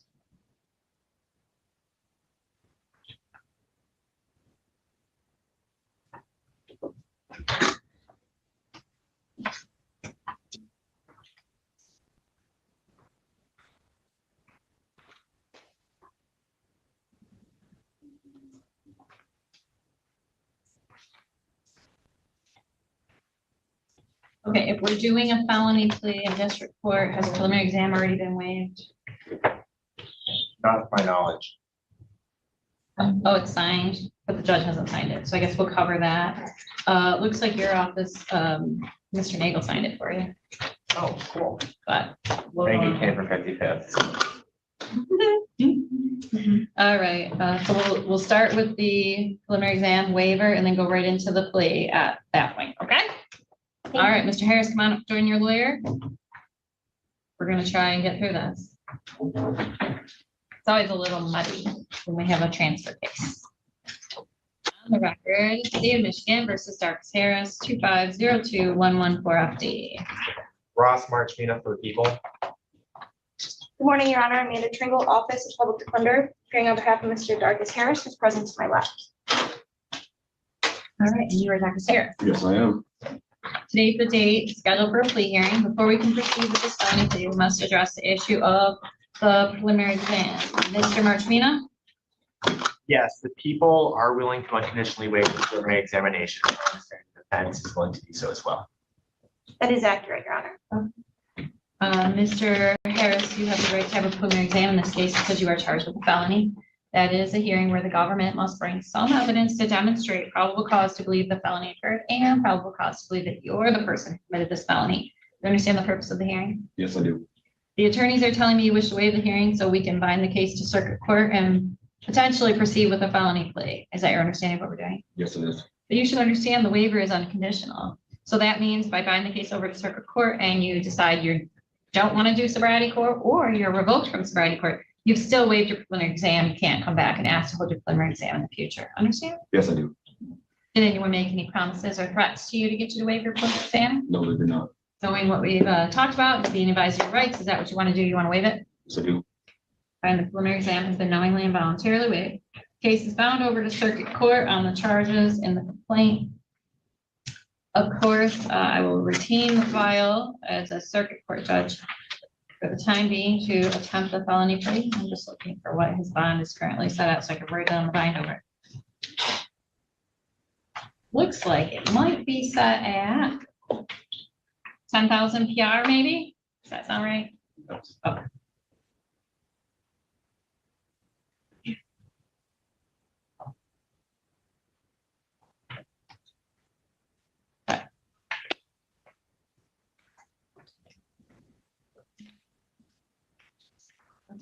So I don't know if we're supposed to continue to use this form.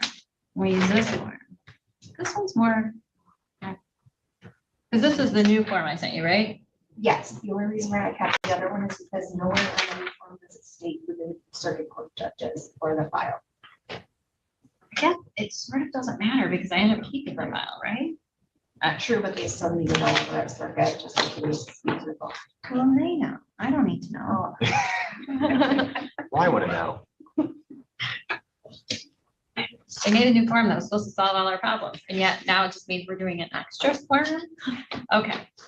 I am told the defendant would like the court to accept a circuit court plea from him today. That means the plea will be entered and accepted in this court. The case is assigned to a circuit court judge for sentencing. However, if you're in specialty court, I retain the court as a specialty court judge, or retain the file as a specialty court judge. Do you consent, Mr. Marchmina? Yes, Your Honor. Ms. Tringle? Yes, Your Honor. And Mr. Harris? Yes.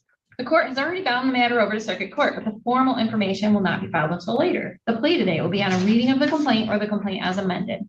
You waive the right to have the information provided to you today as long as it substantially complies with the reading of the charges here today. Ms. Tringle? Yes, Your Honor. And Mr. Harris? Yes. Mr. Marchmina, what counts will the defendant be pleading guilty to today? Count 1, operating while intoxicated, third offense. And Mr. Harris, you waive the reading of count 2 and the habitual offender notice since those are going to be dismissed. Yes. Okay. Mr. Marchmina, will you read the charge to the defendant? State of Michigan, County of Hingham. In the name of the people of the state of Michigan, the prosecuting attorney for this county appears before the court and informs the court on the date and at the location described below. The defendant, count 1, operating while intoxicated, third offense, on or about December 8th, 2024 at Cedar Street and North Edgar Road, Mason, Michigan, 48854, did operate a vehicle upon North Cedar Street, a highway, while under the influence of alcoholic liquor or having an alcohol content of 0.08 grams or more per 100 milliliters of blood, contrary to MCL 257.625 parens 1, Pat Code 257.6251-A. Restitution. This offense resulted in damage to another individual's property or physical injury or death to another individual, MCL 780.811A. Third or subsequent offense notice. Take notice that the defendant was previously convicted of operating while intoxicated on or about December 5th, 2006 in the 54A District Court and of operating while intoxicated on or about December 17th, 2009 in the 55th District Court.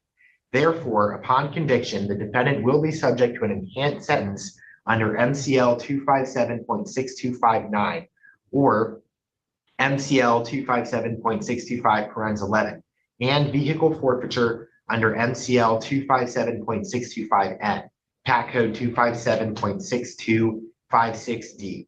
Felony, $500 to $5,000 in either 1 to 5 years or probation with 30 days to 1 year in jail, at least 48 hours to be served consecutively, and 60 to 180 days community service rehabilitative programs, see MCL 257.625B(5).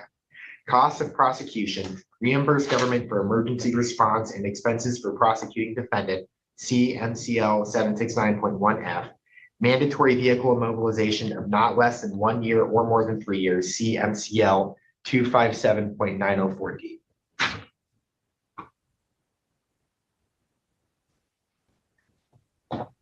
It's usually the big finishing line. This offense was committed against the peace and dignity of the people of the state of Michigan. Maybe. I don't see the big finishing line. I can say that if you want. Can you repeat it? It's always said by all of your co-counsel. Okay. I'll be ready with that next time. All right. Mr. Harris, will you raise your hand? Do you swear or affirm the testimony you're about to provide will be the truth under penalty of perjury? Yes, I do. Okay. This charge is commonly called operating while intoxicated third offense. Do you understand the charge? Yes, I do. And how do you wish to plead to the charge? Guilty. Do you understand that this charge carries a maximum possible penalty of up to 5 years in the prison? Yes, I do. And it also carries penalties of a mandatory 30-day sentence to 1 year in jail. So if you're not in a specialty court and you get probation, there's still a mandatory 30 days at the front end of the sentence. You understand? Yes, I do. You can also be ordered to complete community service, rehabilitative programming, and pay the cost of prosecution and the cost of the police responding to the scene. All of those things are possible, Yes, I do. as well as vehicle mobilization. Yes, I do. Are you on probation, parole, or bond at this time? No, I'm not. If you're on probation, parole, or bond, those things could be revoked. If you should understand that if you're on parole, your sentence for this offense is required to be consecutive to your parole sentence.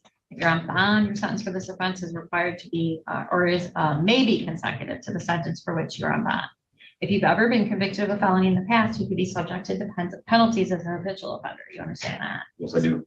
There are rights that you'll be giving up by pleading guilty. Did you have an opportunity to review an advice of rights form today? Yes, I did. I will go over this orally. You've signed this form. Yes, I did. You have the right to a trial by a jury. You have the right to a trial by a judge. You have the right to be presumed innocent. You have the right to have the prosecutor prove your guilt beyond a reasonable doubt. You have the right to have the witnesses against you appear at trial and the right to question the witnesses against you at trial. You have the right to have the court to order your own witnesses to appear at trial. You have the right to remain silent and to not have your silence used against you in any way. You have the right to testify at trial if you wanted to. Do you understand that you give up each of these rights if you plead guilty today? Yes, I do. You also give up any claim it was not your own choice to enter the guilty plea.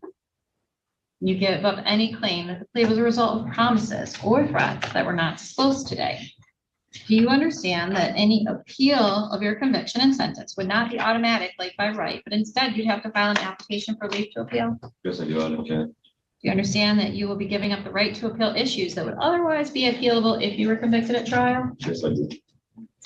Mr. Marchmino, will you state any agreements that are part of this plea?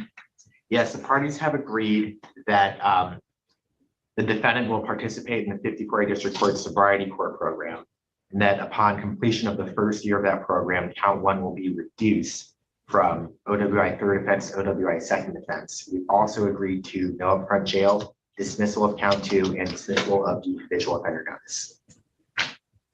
Is that a full statement of the offer? It is, Your Honor. Mr. Harris, is that how you understand it? Yes, I do. So plead guilty, OWI third, dismiss count two on the habitual offender notice today, the front end, but then participate in specialty court, and so long as you're successful in your first year of specialty court, reduction to misdemeanor OWI second at that time, and then continued probation for the OWI second for the duration of your specialty court.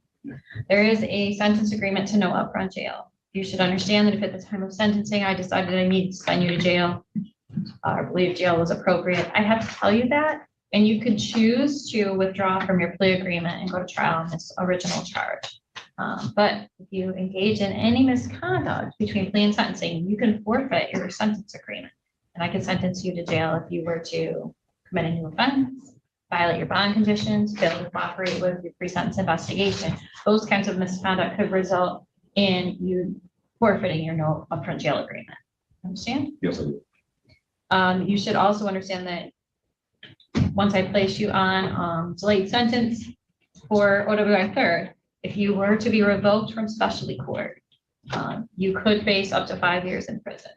If you've received your charge reduction and you're in the 2nd year of the program and you were to have a probation violation at that time, you would face the maximum penalties for the reduced offense.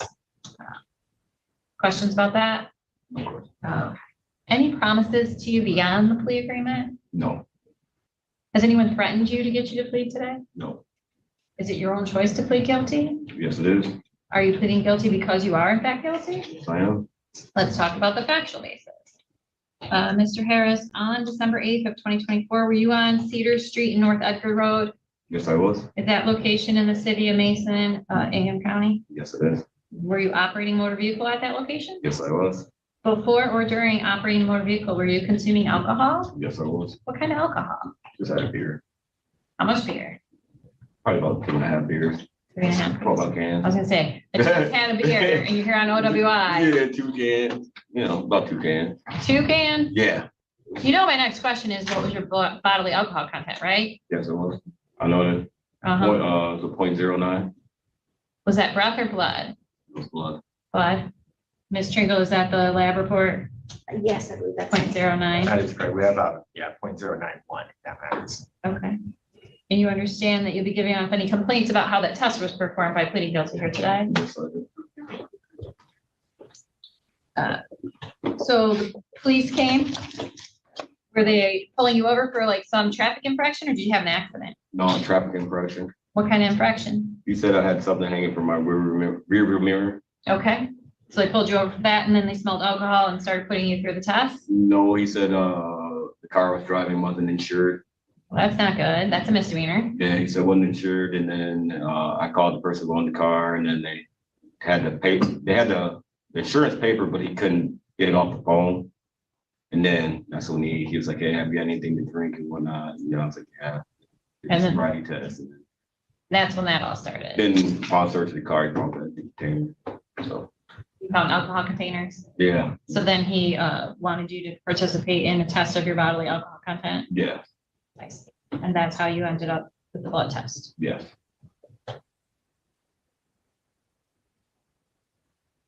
Were you previously convicted of operating while intoxicated in December of 2006 here in the 54A District Court? yes, I was. And were you previously convicted of operating while intoxicated in 2009 in the 55th District Court? Yes, I was. Additional questions on the factual basis? No, Your Honor, the people are satisfied. No, Your Honor. The court will affirmatively state that it has not agreed upon sentence with anyone involved in the case. Are counsel aware of promises, threats, or inducements for the plea other than those that were disclosed on the record today? No, Your Honor. No, Your Honor.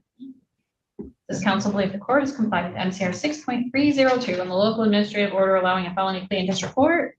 Yes, Your Honor. Yes, Your Honor. Thank you. The court will find the plea to be accurate, voluntary, and understandably made. The plea is accepted. Yes, the case is technically assigned to Judge Cole under file number 255792FH, but will be retained in this court for consideration of specialty court. And I'm just writing down the plea here.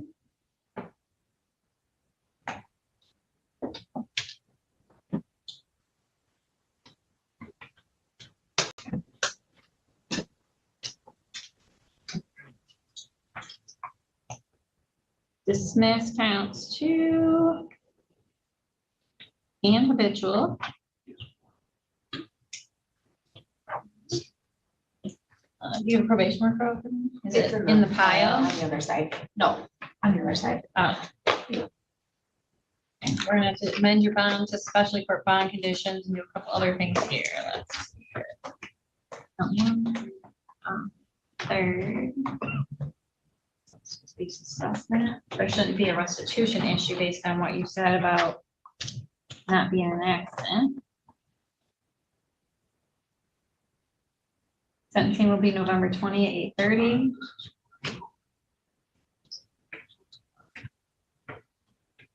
In person. So what's gonna happen is you're actually gonna come that day at 8:30, and watch a special court review.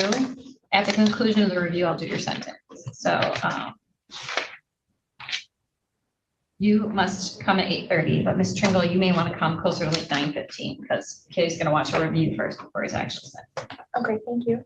Okay, for purposes of your agreement to participate, special court conditions proceeded. All right, the court finds based on the screening that this defendant is dependent upon or abusing drugs or alcohol and is an appropriate candidate for special court participation. Mr. Harris says he understands the consequences of entering a special court program and agrees to comply with all court orders and requirements of the program and treatment providers. Mr. Harris is not an unwarranted or substantial risk to the safety of the public or any individual based upon screening and assessment or other information presented. He is not a violent offender. He's completed the pre-admission screening and evaluation and has agreed to cooperate with any future evaluation assessments as directed by the special court. Mr. Harris meets the requirements for MCL 771.1 for a delayed sentence. The terms, conditions, and duration of the agreement between the parties have been set forth in the special court contract, special court agreement to participate, and the waiver of rights and acknowledgement of conditions signed by the participant. This other one that says the individual, Mr. Harris, has been assessed and shown to meet clinical eligibility criteria under statute and understands the consequences of entering treatment court. Let's see, he's completed his pre-admission screening evaluation assessment that includes a complete review of his criminal history and whether he has been admitted to, participating, or is currently participating in a special court and the results of participation. An assessment of the risk of danger or harm to the individual, others of the community, a review of his current or his history regarding substance use, an assessment of whether he has a current substance use disorder, a review of his mental health history, a review of any special needs or circumstances of Mr. Harris that may potentially affect his ability to receive treatment, follow court orders, and he has agreed to cooperate with any future evaluation assessment as directed by the treatment court. If the agreement of the prosecutor sentencing may be delayed in this matter, and at the end of the delay period, if Mr. Harris is compliant with all terms of the program, then the charge reduction to misdemeanor OWI seconds will be authorized.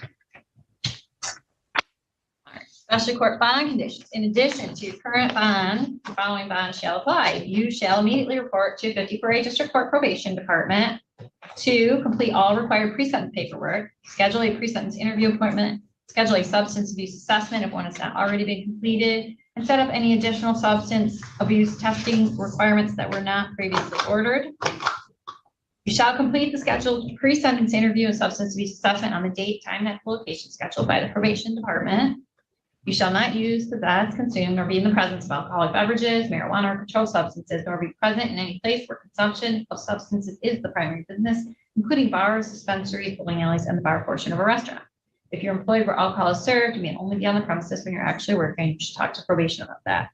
Defendant shall provide a copy of any current prescriptions to the special court probation officer and any new prescriptions within 48 hours of receipt. Defendant shall submit to daily PBTs before 9 a.m. Pay the associated fees unless you're on an alcohol tether. You shall submit to random urine screens at least once per week and pay the associated fees. You shall submit to any additional testing for alcohol and or other drugs at the request of probation, the judge, police, or any other agency referred to by the court. Defendant shall attend 12-step meetings 3 times per week and provide verification of meeting attendance to probation. Failure to comply with any conditions of bond may result in the finding of contempt of court and forfeiture of bond. Bond violations may alter one's acceptance into the special court program. I need Mr. Harris's signature on this bond form, please.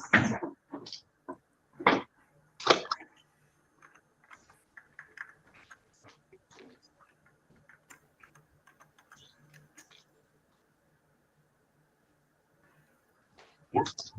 Mr. Harris, since this is a felony charge, you do have to comply with the DNA order, so I've entered an order for you to have your DNA collected by the Ingham County Sheriff's Office. That's who arrested you initially, and that has to be done by sentencing on November 20. I already got a DNA thing by the jail. I got arrested. Yeah, We're gonna do another one, or? if it was for this charge, you may already be okay, but if it's not for this charge, you have to do it again. They require one for every charge. For that charge, for this charge. Talk to probation about that. They can maybe contact the jail and verify they have it. Okay. I think we've got everything. We're gonna get you down to probation. We meet with the special court probation officer and get an appointment to complete all requirements.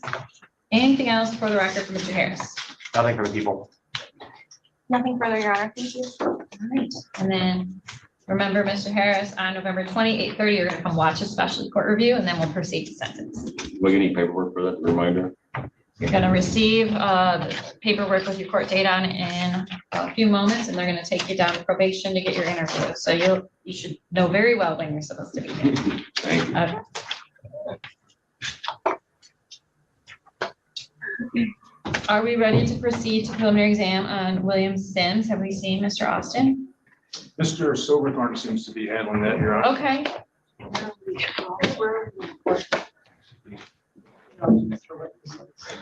Yeah, I know, I emailed you back and said, once we're done, I'll get them signed and send it to you. Yeah, my laptop is dead. Okay. Thank you. Oh, I think I don't have it. Yes, I file again, so I need to go grab it, I guess. Okay. I'm assuming that it's in there. Yeah. I'm here, so finish it up. Yeah.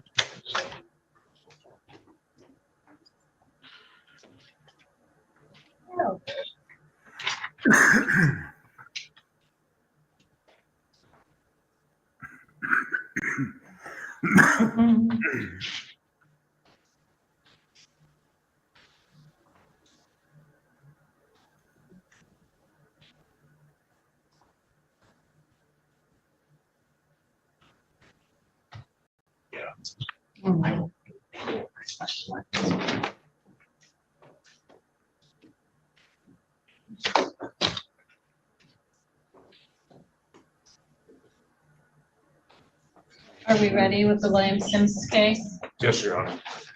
Are we running this? We are, Your Honor. I have a couple counts I need to add.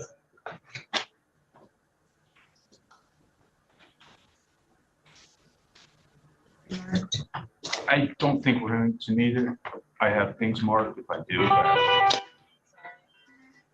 Okay, also, I have my phone right now, but also my computer wasn't working, so I brought my phone in for it.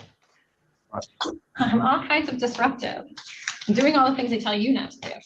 All right, guys. Okay.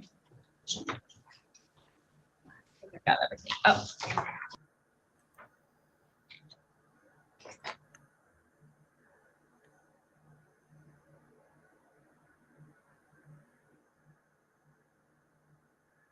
I can go back to that.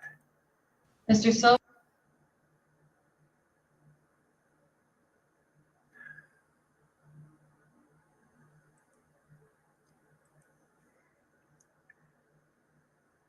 Well, that's it for today, ladies and gentlemen.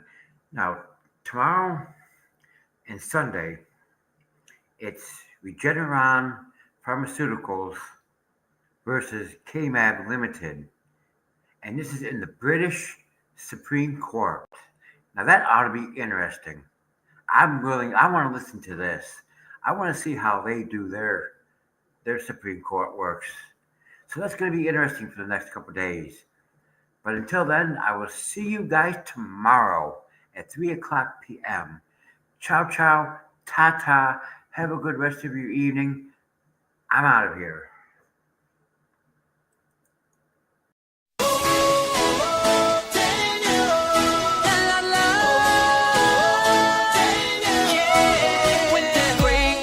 Breakdown, you're the one I call.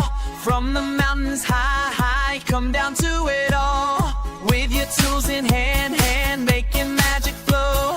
Every broken part, you help me grow. You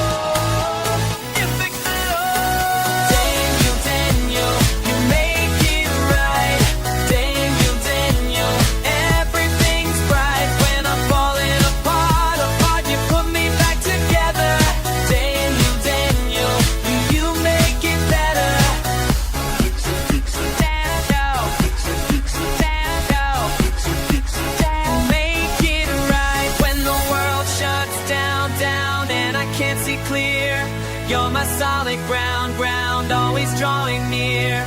Never give up on this heart of mine. Put it back together every single time.